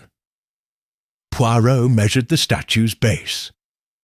Observe here, the claw rests upon a carved mound, slightly raised. I believe the alabaster vials lie beneath. He produced a small mallet and chisel and tapped along the base's seam. With surprising ease, a hidden panel swung inward. Within the narrow cavity lay a velvet-lined box, its lid carved with the bust of Nefertiti in low relief. Sir Reginald lifted the box and opened it, revealing 3 small alabaster vials, each sealed with a golden stopper. Tiny dry droplets of pale resin clung inside. Helena gasped, "The tears of Nefertiti!" Sir Reginald passed the box to Poirot. "What must we do with these, monsieur?" Poirot replaced the box on the mossy velvet and held up one vial to the light. These tears were said to align the spirit to truth when held against the heart. But Marlowe's final missive demands not just discovery, but sacrifice. One heart must yield what it has known. We must decide who among us will offer their memories to consummate the guardianship. A hush fell. The guardians exchanged glances, each recalling their own trials of fear and confession. Lady Vivian stepped forward, voice resolute. "I will do it. My secrets fueled my obsession. I should atone by sharing them with the tears." Helena moved beside her. "And I will share mine, for I too nearly lost myself in fear of rejection." Sir Reginald and Hastings fell silent as the two women lifted vials to their brows. Poirot offered a silver tray and two small crystal cups. With trembling hands, Vivian and Helena poured a few drops of liquid into their palms, closed their eyes and pressed the resin to their hearts. For a moment, the air seemed to shimmer. A faint hum echoed through the portico. Then both opened their eyes, transformed, fears released, regrets laid bare, their faces radiant with relief. Lady Vivian spoke first. "I was frightened of obscurity, of my own obscurity. Yet now I see that knowledge is shared, never owned." She offered her vial to Helena. "Take mine." Helena bowed, "and I offer mine in turn." She poured her tears into Vivian's remaining cup.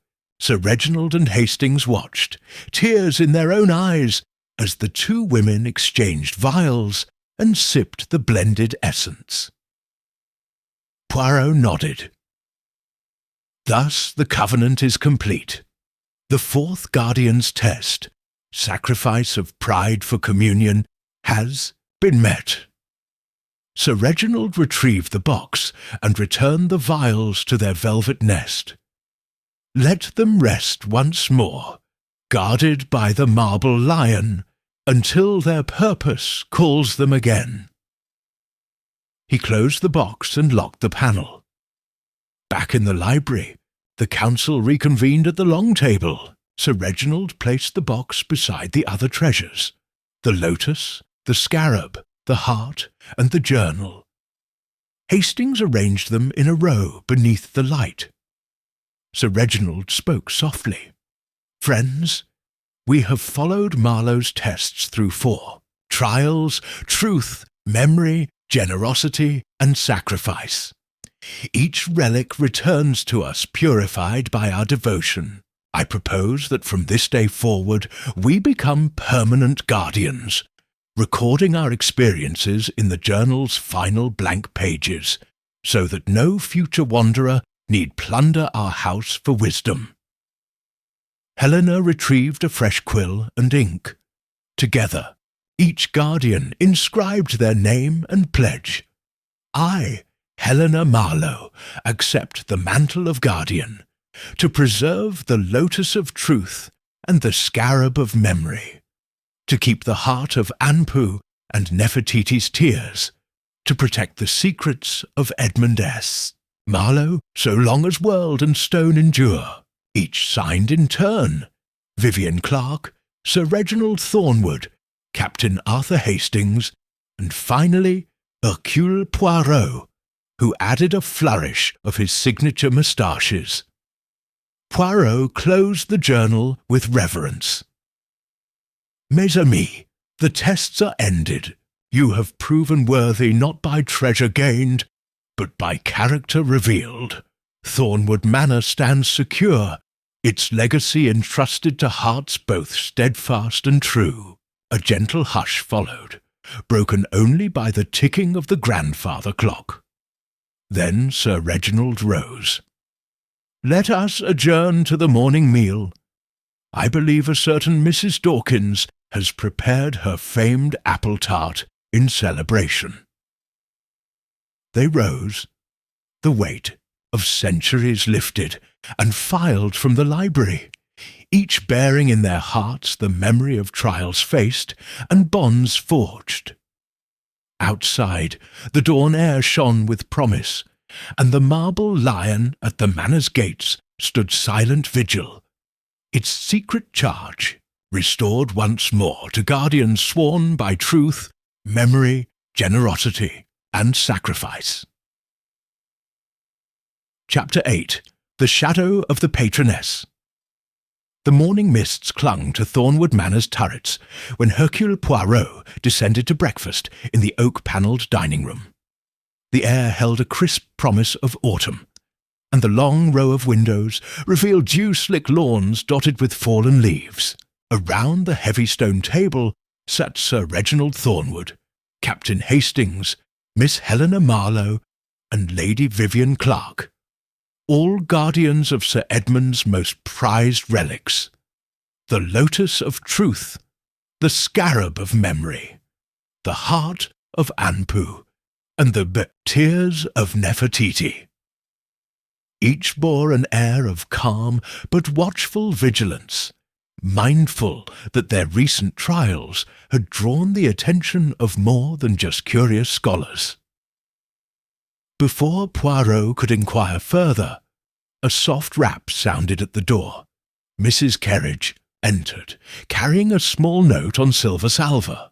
Sir Reginald opened it with a puzzled frown. "Sir Reginald, your efforts to restore harmony do honour to your family's name, but there remain questions only I can answer. Meet me this evening in the West Pavilion at dusk." A friend of learning. Reginald's brow deepened. A friend of learning? Most irregular. Could it be an associate of my grandfather, seeking to verify that the reliquary's guardianship is in capable hands? Poirot folded his napkin. Or a hidden patroness returning to claim her due? Remember, when the lotus first arrived at the manor, an anonymous donation funded its acquisition. The donor was never named. Lady Vivienne placed her teacup down. But who else would know of the lotus's provenance? Perhaps the British Museum's curator, anxious to trace the artefact's journey. Hastings frowned. Whatever the motive, the messenger demands a private meeting. Should we permit it? Sir Reginald met their eyes. I do not wish to sow discord, but discretion may prove wise.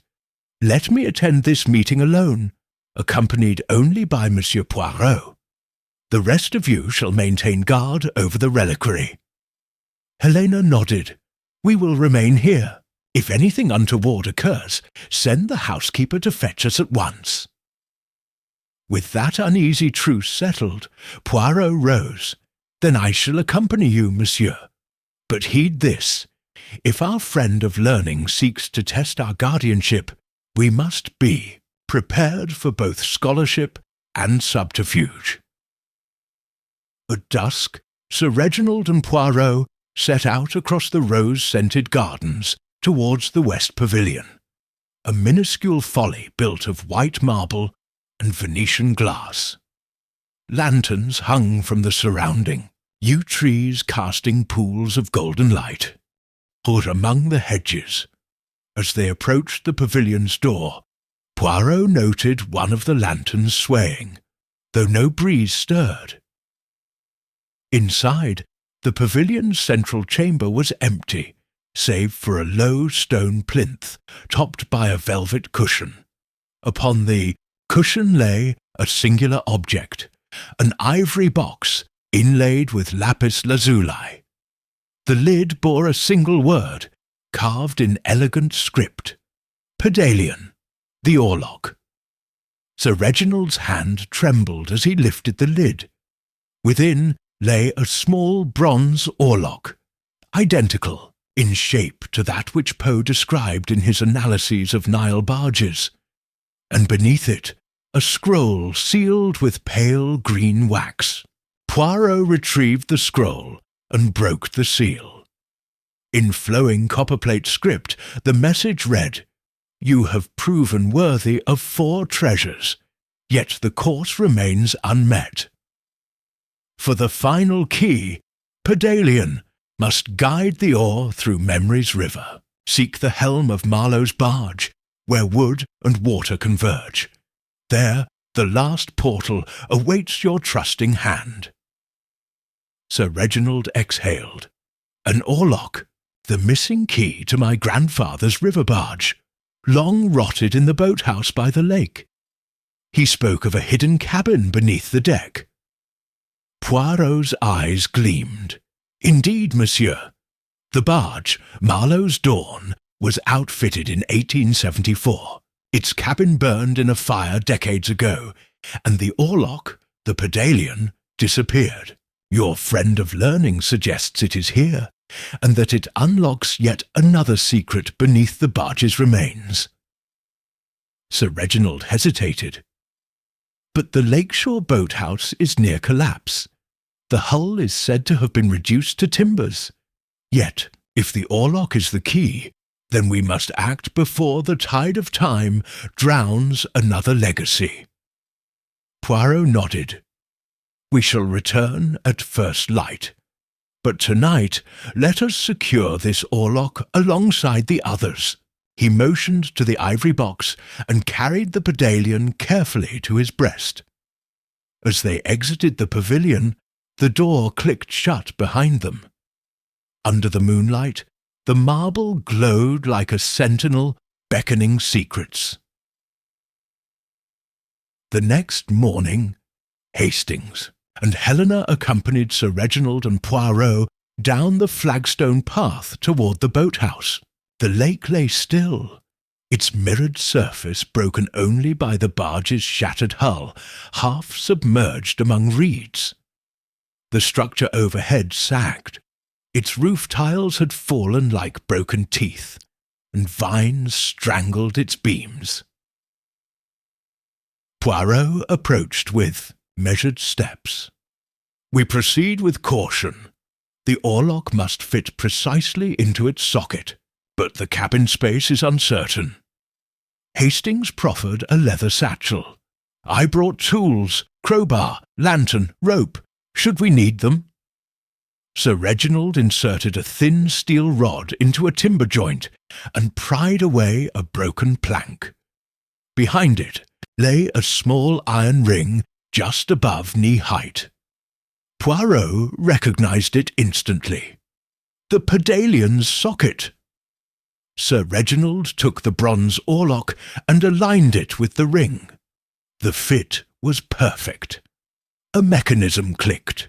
With an audible grind, a section of cabin floor slid aside, exposing a narrow wood-lined shaft descending into darkness. Helena's breath caught. A hidden hold beneath the deck.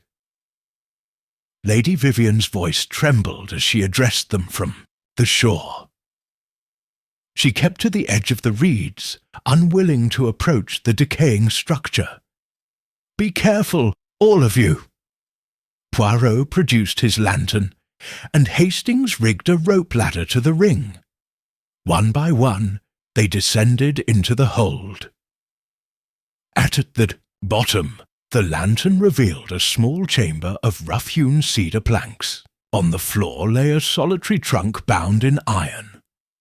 Its surface was carved with Marlowe's crest, a winged sun disk above crossed oars. Sir Reginald approached and pried open the trunk. Inside lay a volume of notes bound in sailcloth, and beside it a delicate wooden helm, an intricately carved figurehead shaped like a lotus bloom. Poirot picked up the helm, noting its oily sheen. "These are Sir Edmund's personal logs of his Nile journey," Hastings said, unwrapping the scroll. And this helm of dawn, he described it in his memoirs as a symbol of guidance, steering the barge through memory's waters. Poirot opened the sailcloth-bound notes. The first page bore a final inscription in his grandfather's hand. Tidde, whomsoever assembles my tokens, you have locked away 4 seals of truth, memory, compassion, and sacrifice, but the river of life flows ever onward. My 5th gift lies where helm and oar unite, guide the boat through the currents of remembrance, and chart a course toward tomorrow's dawn. Sir Reginald's voice trembled.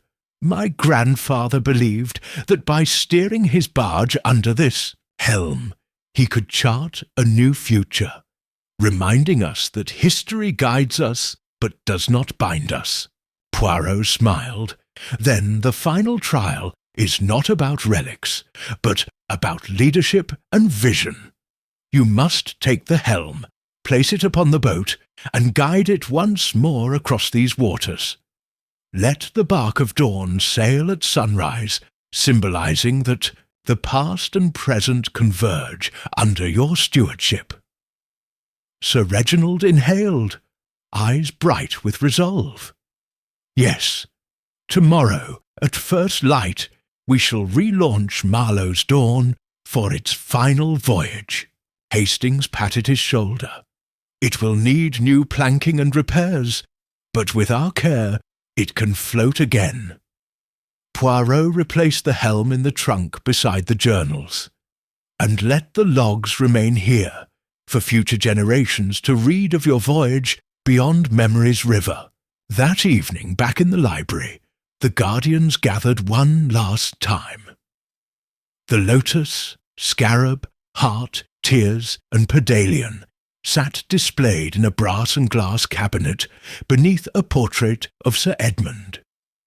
Sir Reginald rose, standing before his friends. Tomorrow, at sunrise, I will take the helm of Marlowe's Dawn and steer her once more across Thornwood Lake, he announced, voice steady.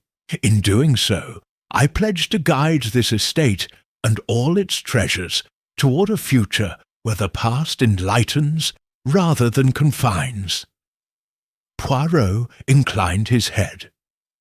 And that, monsieur, is the final legacy of Edmund S. Marlowe, to show that memory and truth, when steered with wisdom, shall carry us ever onward. Lady Vivian raised her teacup. To new beginnings, and to the guardians who make them possible. They drank in silence, aware that their trials had forged bonds beyond stone and scroll, linking their hearts in shared purpose. Outside, the wind whispered among the reeds, echoes of the river's flow, carrying the promise that at sunrise a storied barge would sail once more into history's ever-rolling tide. Chapter 9. The Voyage of Dawn's End. The first pale light of dawn, painted Thornwood Lake in soft hues of rose and gold, as Sir Reginald Thornwood, flanked by Hercule Poirot and Captain Hastings, guided Marlowe's Dawn from its moss-clad boathouse onto still waters. A hush had fallen over the manor's grounds. Only the low dab of oars and the gentle lapping of ripples accompanied the barge's emergence. On deck, Miss Helena Marlowe and Lady Vivian Clark stood ready, their roles as guardians now taking unmistakable shape, witnesses to a ritual as old as exploration itself.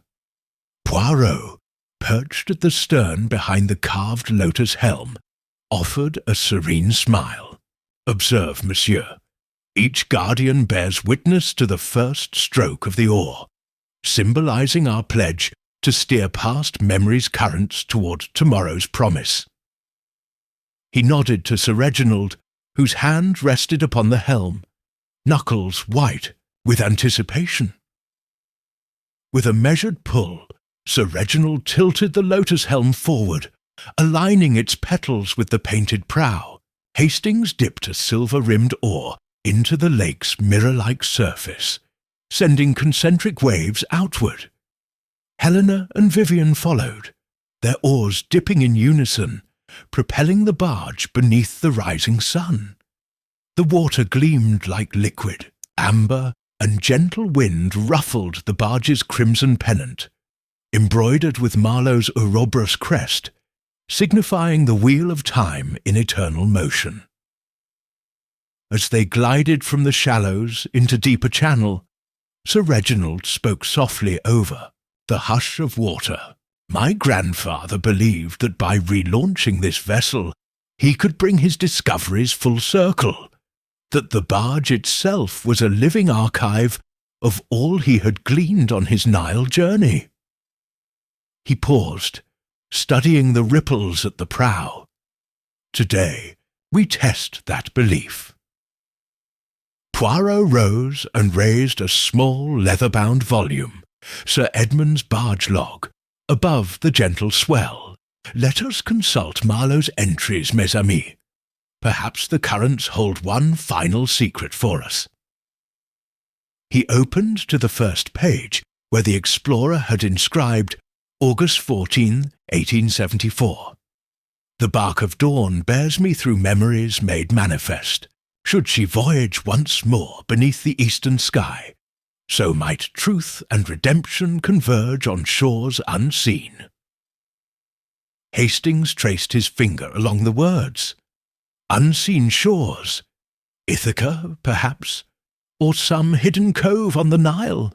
Sir Reginald closed his eyes, recalling family lore.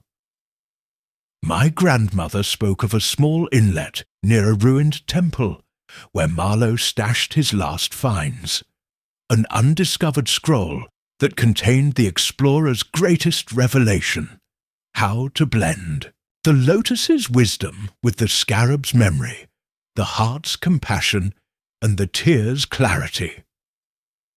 Vivian's eyes brightened. Could that scroll be aboard this vessel even now, locked within her hull? Poirot tapped the log. If so, the catacombs beneath the deck await our attention once more. But first, let us honour the voyage by tracing the barge's original route. He pointed eastward. Follow the curve of the shore until you pass the osier groves, then steer toward the twin birches, a landmark Sir Edmund marked with charcoal on his maps. Helena leaned over the rail, scanning the hazy shoreline. There, in the distance, the two slender white trunks glimmer amidst the reeds. She guided her oar accordingly. As the barge neared the birches, the air grew cooler, and the lake's current drew them gently. Under the bow, dark shapes of submerged timbers loomed, remnants of the original hull. Hastings called out, "Mind your stroke, Lady Vivian. The silt here is deep." Vivian adjusted her pace. Understood. The barge drifted past the drowned beams, and a hush enveloped them once more. Poirot lowered the volume and caught sight of a small patch of lily pads, beyond which a stone marker pierced the waterline. A sculpted lion's head, much smaller than the grand sentinel at the boathouse, its jaws agape. By contrast, Poirot murmured, that lion matches Marlowe's cipher, the marker we discovered in verse 7th, beneath the lion's gaze. Yet here lies its counterpart on the water. He gestured to the marker. We must inspect there. Sir Reginald signalled Helena, who knelt and reached over the rail. With practised care she wrenched loose the lion's head, revealing a circular hatch beneath. A faint trail of bubbles rose as Hastings pried it open. Inside, a narrow shaft descended into darkness, a submerged hold echoing the barge's sunken underbelly.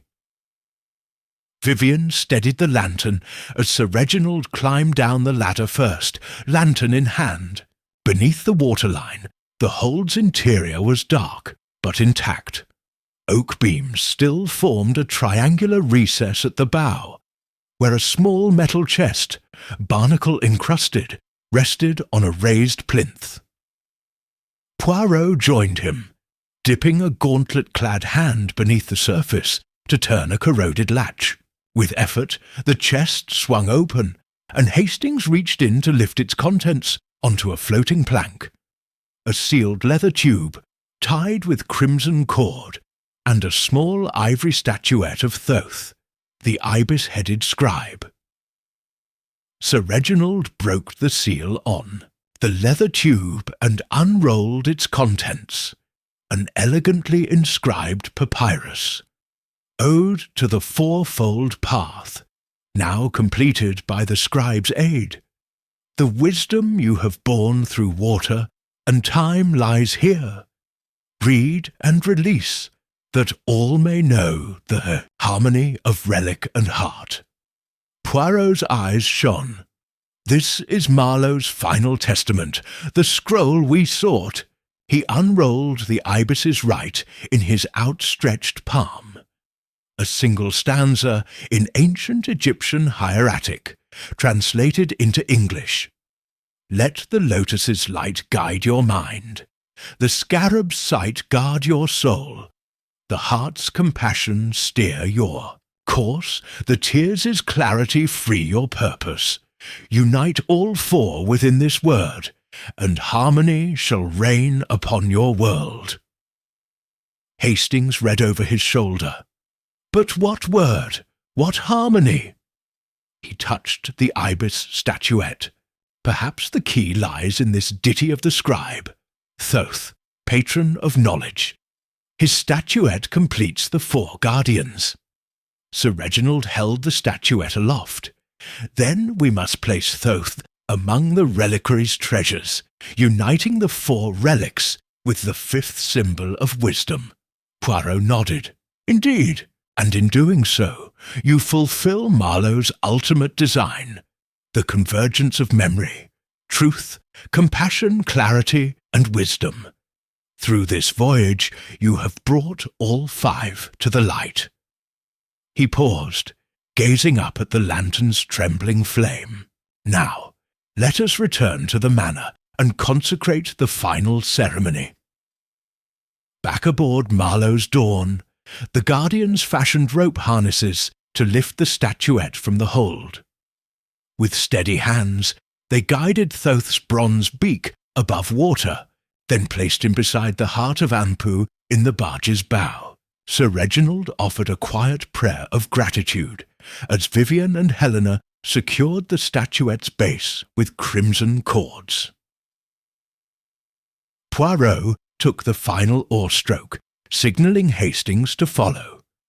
Together, the five guardians propelled the barge back toward the manor, each oar's echo a heartbeat of renewal. At the boathouse door, they paused, stepping ashore as one before closing the hatch for the last time.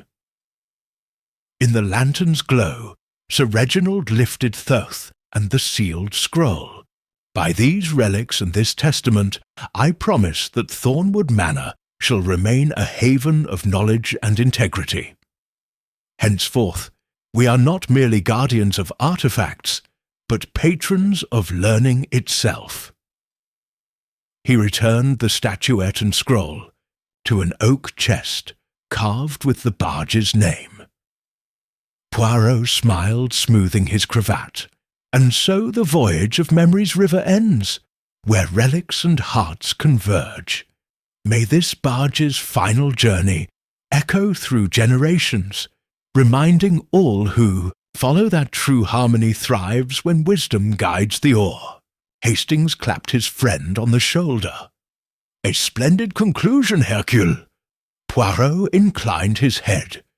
Indeed, mon ami, there is nothing more satisfying than solving a mystery that restores not only treasures, but the very spirit of human endeavour. As dawn's first rays broke through the boathouse windows, Thornwood Manor stirred to life behind them, an estate reborn through trials of secrecy and revelation, its guardians forever bound by the voyage of dawn's end. Chapter 10. The Feast of Dawn's Legacy. The great hall of Thornwood Manor gleamed with morning light as servants made final preparations for an occasion that would mark the culmination of weeks of trials and revelations.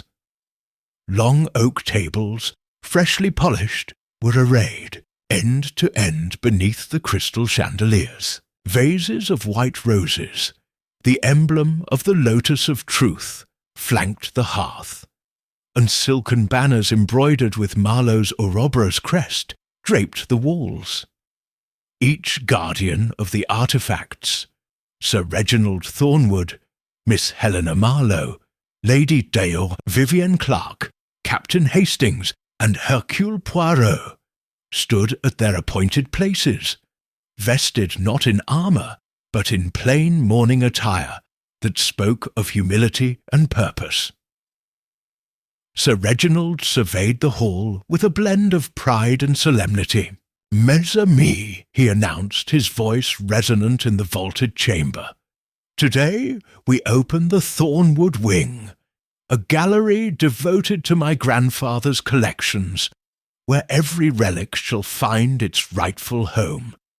But more important than bricks and mortar is the promise we have made, that the treasures of the past guide our present and illuminate our future." He turned to Helena and Vivienne. "My dear ladies, as co-guardians of knowledge, will you unveil the first exhibit?" Helena stepped forward, lifting a crimson curtain to reveal a glass display case containing the Lotus of Truth. Gasps rose as the delicate bronze petals, still faintly aglow with lapis inlays, seemed to catch sunlight from afar. Beneath it lay the papyrus scroll that Poirot had deciphered, instructions in both hieroglyph and English, reminding visitors that truth, once revealed, is the greatest treasure. A hush fell, broken only by the creak of floorboards, as Lady Vivienne drew back another curtain to display the scarab of memory on a pedestal of polished mahogany. The assembled guests, family, staff, and a selection of local dignitaries murmured admiration. Portraits of Sir Edmund Marlowe in exotic cloaks looked down benevolently from the walls, and vitrines of Chinese porcelain and Moroccan astrolabes lined the adjacent galleries. Hastings, ever the dutiful chronicler, guided visitors past the Heart of Anpu, the alabaster tears of Nefertiti, and finally to the Pedalion, now mounted on a mahogany plinth engraved with the phrase, "Steer with wisdom, guide with compassion." Poirot observed from the far end of the hall, his little grey cells content in the knowledge that each relic had taken its place alongside the scribe Thoth's bronze statuette. As the final guests crossed the threshold into the newly christened wing, Sir Reginald ascended a dais to deliver the opening address. "Welcome, friends and neighbours," he began. "This wing stands as testament to the memory of my grandfather, Edmund S. Marlowe, whose curiosity led him across continents in pursuit of knowledge. But it also celebrates the guardianship we have undertaken, each of us pledged to truth, memory, compassion, clarity, and wisdom. May these principles shape our understanding of the world and bind us in fellowship across generations." A ripple of applause filled the hall. After the formalities, the company retired to a luncheon in the adjoining refectory. Long trestle tables were laden with silver platters of roast pheasant, glazed root vegetables, and honey-roasted pears from the manor orchards.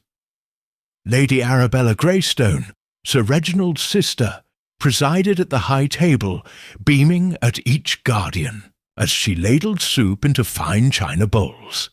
Hastings sat beside Poirot, raising an eyebrow as he surveyed the convivial scene. "Indeed, Hercule," he whispered, "all the world seems at peace, but one wonders whether any secret yet stirs in the shadowed corners of these galleries." Poirot smiled faintly, swirling his consommé.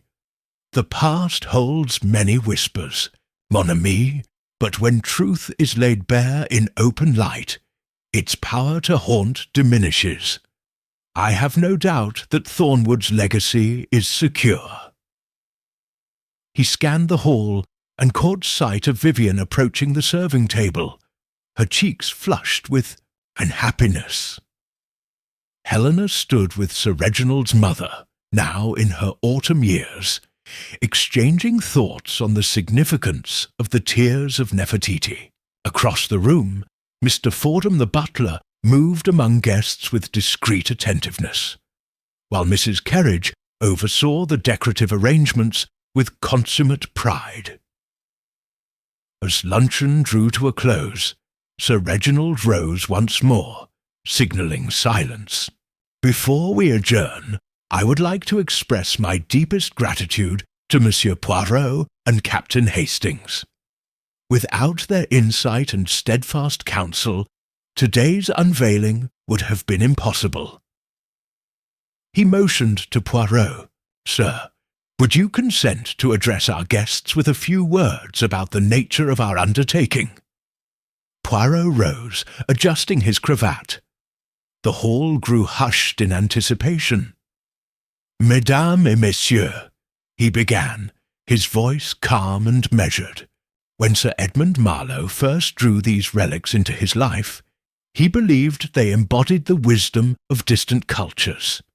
Yet he soon discovered that no artifact, no matter how splendid, could stand alone.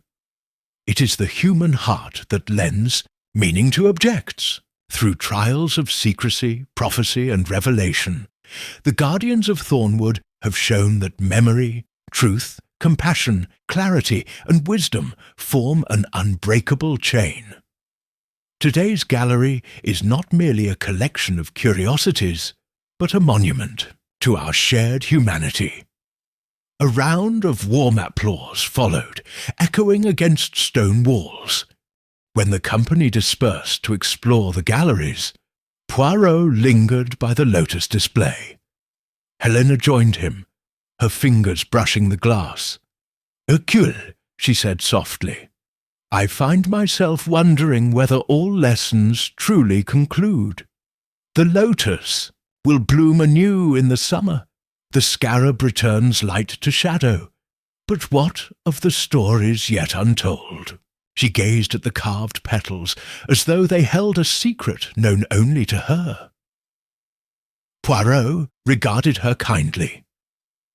"Mademoiselle, history is ever unfinished. New generations will step forward as guardians in their turn, guided by these treasures and the example you and your companions have set. The lotus shall bloom, not for you alone, but for all who seek its wisdom." He tapped the case gently. "Now let us take our leave and attend to Lady Arabella's garden fete. Even relics require respite beneath the open sky." Helena smiled, slipping her hand into Poirot's. "A fete in the rose garden! Delightful! And perhaps some new petals of memory yet to gather." As they stepped from the hall into the autumn sunshine, the manor's lawns were alive with music and laughter, children chasing ribboned hoops, villagers sampling ginger cakes, and Mrs. Dawkins herself offering cups of spiced cider. At a small bandstand, a quartet struck up a lively reel. The guardians, Sir Reginald, Helena, Vivian, Hastings, and Poirot, found themselves drawn into a dancing circle, each step a celebration not only of artifact and adventure, but of the bonds forged through trials of darkness and light. Under the dappled canopy of ancient oaks, the feast of dawn's legacy wove together past and present, relic and heart, and high above, the banners of Thornwood fluttered against cerulean skies, silent witnesses to a promise renewed, that the guardianship of knowledge, once entrusted to a handful of devoted souls, would endure as long as the manor itself, a beacon of truth and fellowship for all who wandered its corridors in search of wisdom's light. Chapter 11. Seeds of Tomorrow. The afternoon sun dipped low behind the western turrets of Thornwood Manor as the last strains of the garden quartet's reel faded into the hush of early evening. The gallery's unveiling and the joyous fete had drawn villagers and distinguished guests alike. Yet now the throng had thinned, leaving only the core circle of guardians and a handful of close friends. In the scented dusk, Sir Reginald Thornwood led Hercule Poirot, Captain Hastings, Miss Helena Marlowe, and Lady Vivian Clark into the porch of the West Pavilion, its marble columns gleaming like sentinels under lantern light. "Mes amis," Sir Reginald began, voice soft with both gratitude and a hint of wistfulness, "we have gathered relics, solved riddles, and sailed memory's currents together. But this, I believe, is our final moment as guardians in assembly. Tomorrow, each of us returns to our stations, entrusted with the legacy we have forged." He paused, sweeping a hand over the gathering. "Yet before that, I wish us to plant a living testament to our bond." Poirot's moustaches twitched in anticipation. "A fitting gesture, Sir Reginald. May I venture a suggestion?" "By all means," replied Reginald. "Here, beneath these lanterns." Poirot indicated a cleared patch of earth at the pavilion's garden edge. "We might plant a sapling rose, one to symbolize the lotus's enduring bloom, and remind future generations that truth takes root only when nourished by tender care." He drew from his coat a small potted rose, whose petals bore a blush of ivory. Lady Vivian stepped forward to accept the rose. "It is a beautiful emblem. Let us plant it together." She and Helena carried the potted plant to the prepared bed, while Hastings passed out trowels and gloves. The 5 guardians formed a circle, each in turn placing earth around the sapling's roots, a silent invocation of unity and shared purpose. As the final flourish of soil was pressed, Sir Reginald poured clear water from a crystal carafe over the roots. "May this rose flourish as the bond we share." He stepped back, and with solemn mirth the group applauded their living monument. Captain Hastings wiped his brow and broke the comfortable silence. "Well, Hercule, I believe your little grey cells finally earned a day off." Poirot inclined his head modestly. "Perhaps, mon ami, yet in truth the questions of history never rest, nor do the oars of inquiry cease to ripple. But tonight a pause is most welcome."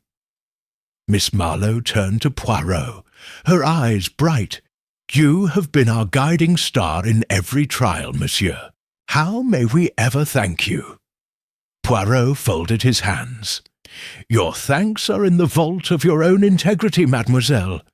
It delights me to see Thornwood's treasures safeguarded and its future entrusted to capable hands." Lady Vivienne, stepping forward, produced from her reticule a small silver locket engraved with an Ouroboros. "Monsieur Poirot, as token of our esteem and friendship, please accept this. May it remind you that wherever life's river carries you, the bond of guardianship remains unbroken." Poirot's eyes softened as he accepted the gift. "Madame, your kindness humbles me. I shall wear it always as a reminder that the greatest treasure lies not in relics, but in the fellowship they inspire." Sir Reginald produced a stack of illuminated invitations. "Before we disperse, allow me to invite each of you and your families to return to Thornwood next spring, when the roses bloom, for a festival of remembrance. Should new challenges arise, you will know the way back." They exchanged thrilled nods, each accepting an invitation adorned with painted lotus and scarab motifs. The pact was sealed. Thornwood would stand open to its guardians in seasons to come, a living archive of shared wisdom. As lantern light glittered upon the gravel path, the guardians walked toward the manor doors, their lanterns casting long, reassuring shadows. A crisp breeze carried the faintest hint of autumn's wood smoke, and overhead the pale stars kindled one by one. At the front steps, Sir Reginald paused. "My friends, my guests, my fellow custodians, I thank you for your courage, your compassion, and your unerring devotion to truth. Thornwood's past is secure, its present radiant, and its future bright." He lifted his hand in a final benediction. "To memory kept, to secrets revealed, and to the seeds we have sown this day." In response, the group raised their lanterns aloft, a silent salute to the manifold journeys they had shared. The manor doors opened wide to welcome them home, and as they stepped within, the last echoes of laughter and music drifted on the night air. Later, in the quiet sanctum of his study, Poirot placed the silver locket upon his desk beside a single pressed rose, a gift from the sapling at dusk. He penned a final entry in his travel journal, Thornwood Manor. "Here I witnessed memory and mystery entwined, secrets surrendered to the light, and a fellowship forged in revelation. May the guardians of truth ever find their way home." He closed the leather cover with reverence, blew out the solitary lamp, and slid into the embrace of silence. Outside, the statues in the gallery glimmered like sentinels under moonlight, and the newly planted rose stood sentinel by the pavilion, its petals closed in sleep, awaiting dawn. And so, as stars danced across the velvety sky, the tale of Thornwood's mysteries reached its full circle, a testament to the enduring power of courage, compassion, and the gentle art of revelation, a legacy planted deep, destined to bloom for all seasons to come. Chapter 12. A Legacy Cast in Stone and Bloom. The first flush of dawn gilded the east wing windows of Thornwood Manor, as the household stirred to life for the final morning of the Festival of Remembrance. Lanterns that had lit the Fates' high tables now swung gently from iron hooks above dew-glazed lawns. Birds stirred in early song among the rose arbours planted by the guardians, and within the gallery sunlight spilt across the 5 artefacts, displayed beneath their glass domes: the lotus of truth, the scarab of memory, the heart of Anpu, the tears of Nefertiti, and the pedalion of Dawn's Orlok. Each bore the quiet testament to the trials past, and the bond formed among those who had safeguarded Sir Edmund Marlowe's legacy. Hercule Poirot, immaculately dressed in a dark morning coat, entered the gallery at the appointed hour. The hush of polished mahogany and stone lent the room an almost sacred quality. Captain Hastings was already present, leaning against the case that housed the heart of Anpu, his notebook tucked beneath one arm. Miss Helena Marlowe and Lady Vivian Clark stood near the lotus, conversing in low tones about plans to catalogue the exhibits for the manor's visitors. Sir Reginald Thornwood, his expression touched by both pride and wistfulness, waited by the scarab display. Poirot surveyed the scene with satisfaction. "Mon ami," he said softly to Hastings, "behold the tangible fruits of our endeavours.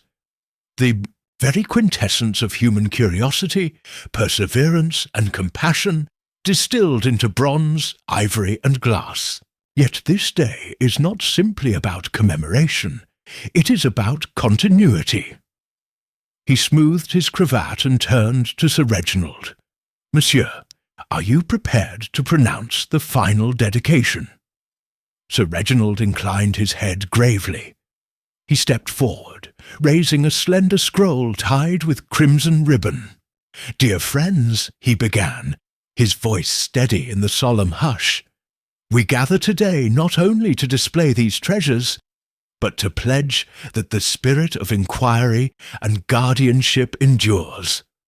So many secrets lay buried in these halls, of ancient lands and hidden chambers, but the greatest secret of all is the courage to share what we have learned with others." He untied the ribbon and unrolled the scroll. "Let this inscription seal our vow." In flowing script, the dedication read, "Here stand the artifacts of Edmund S. Marlowe, explorer and scribe, whose curiosity spanned continents. We, the guardians of Thornwood, pledge to safeguard truth, memory, compassion, clarity, and wisdom. May all who pass these halls be inspired to seek knowledge, to honour the past, and to sow the seeds of tomorrow." As he read the final line, Sir Reginald paused, then folded the scroll and placed it in a glass-topped box at the gallery's centre. Hastings tapped the box's lid. "Secure, Eterne." A gentle murmur of approval rose from Helena and Vivienne. Poirot stepped forward, his moustaches twitching with emotion. "Mes amis, this dedication is the cornerstone of Thornwood's new wing, a beacon for all who walk its corridors. May it guide future generations as steadfastly as any compass." He placed his hand upon the box and then withdrew it. "Let us turn now to the final rites."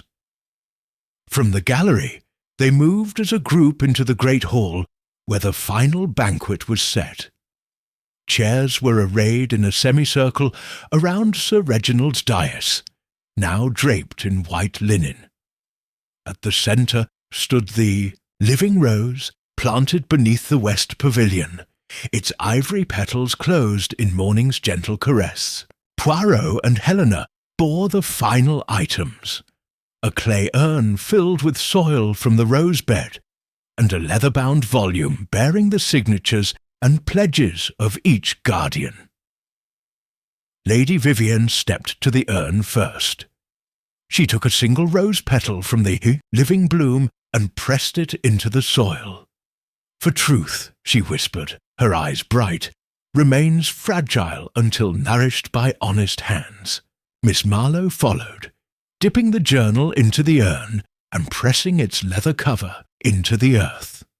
"For memory," she intoned, "must be planted and tended, or else it fades with time." Captain Hastings knelt, placing a small crystal vial of water at the rose's base. "For compassion," he declared, "quenches the thirst of wounded hearts and fosters new growth." Poirot bent low, pouring a silver-rimmed cup of elderflower cordial over the roots. "For clarity," pronounced, "shines upon shadows where fear takes root." He stood, wiping his mouth daintily on a handkerchief. Sir Reginald produced a bronze thimble, an heirloom of his grandmother, and tapped the rose's stem thrice.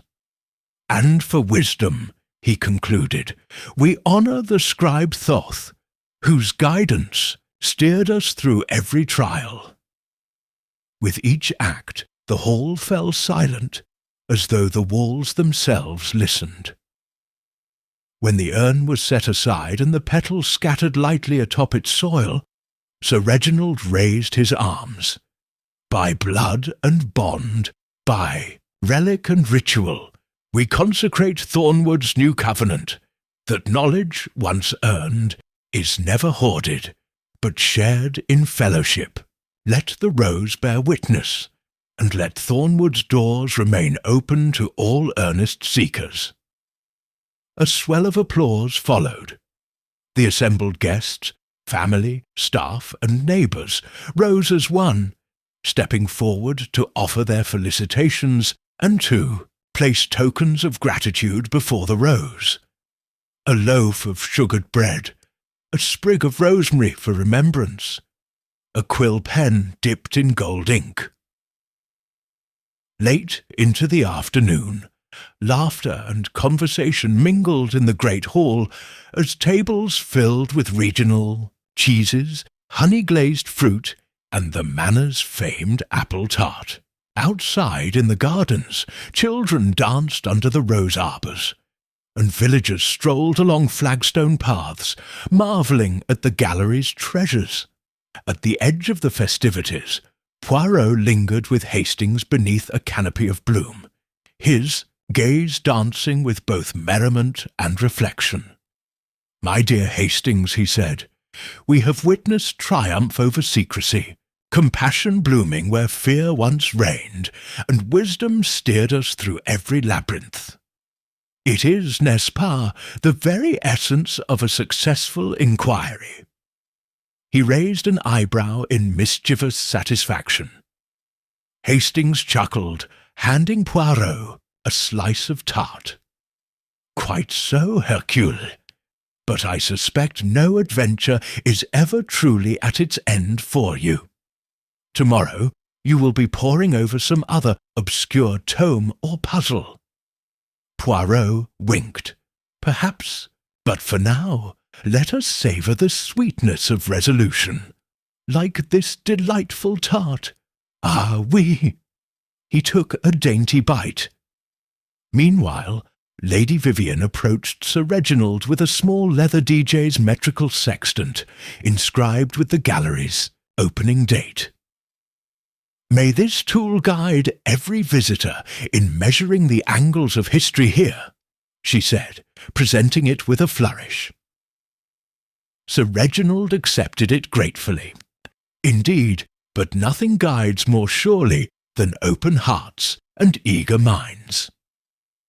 He smiled at Helena, who, in turn, offered him a pressed page of the collector's journal bearing her final reflections. By early evening, the sun had slipped behind. The horizon and the manor's lanterns cast a soft glow across the rose garden. Sir Reginald convened his household one last time at the pavilion. He raised a crystal goblet filled with cider steeped in rose petals. "To guardians past, present, and yet to come," he proposed, "to the rose whose petals signify truth, memory, compassion, clarity, and wisdom, may its bloom endure as long as this manor stands." They raised their goblets, Poirot included, despite his preference for chocolate, casting toasts that echoed under the lantern-lit boughs. The crisp air carried the promise of harvest and the gentle hum of contentment. Somewhere beyond the hedgerows an owl called, as though imprinting the day's end with its own solemn blessing. As darkness settled, Sir Reginald led his guests back to the great hall's hearth. There, he and Lady Vivian set the living rose in a glass bowl at the hearth's hearthstone. Helena placed the clay urn with soil at its feet, and Hastings stowed away the lanterns. Poirot reclined in his armchair, stirring a pot of cocoa and savouring the moment's quiet warmth. Sir Reginald approached him, slipping a small key into Poirot's hands. "This opens the gallery cabinet," he said. "It is yours to hold, so that you may return and ensure the relics remain safe if ever new trials arise." Poirot accepted the key, touched by the trust implicit in the gesture. "Madame, monsieur," he said softly, "I shall guard it as I guard my little grey cells, vigilant, ever curious, and ever grateful." He placed the key on the mantel, alongside the silver locket from Lady Vivienne. That night, as the household retired and the lanterns dimmed, Poirot lingered by the rose's bowl, tracing its petals with a thoughtful fingertip. He closed his eyes and reflected on the tapestry they had woven, of hidden chambers, coded riddles, and the gentle alchemy of friendship. Outside, the manor settled beneath a sky strewn with stars, each one a silent witness to journeys both earthly and arcane. In his journal he penned the final entry: Thornwood Manor, 14th of October, Chute 18th, a place where relics sow wisdom and guardians cultivate truth. May the roses bloom endure beyond our days, guiding seekers toward knowledge and fellowship. And may every whisper unearthed beneath these stones find its echo in open hearts. He signed with a flourish and closed the leather cover. Rising, he took one last look at the living rose, petals soft in darkness, and turned toward the hearth's dying embers. With cocoa in hand and resolution in his heart, Hercule Poirot at last allowed himself the quiet satisfaction of mission, fulfilled and friendship secured. Tomorrow would bring fresh dawns, fresh mysteries, but tonight the manor slept beneath a blanket of bloom and stars, its legacy cast in stone and rose petals for all seasons yet to come.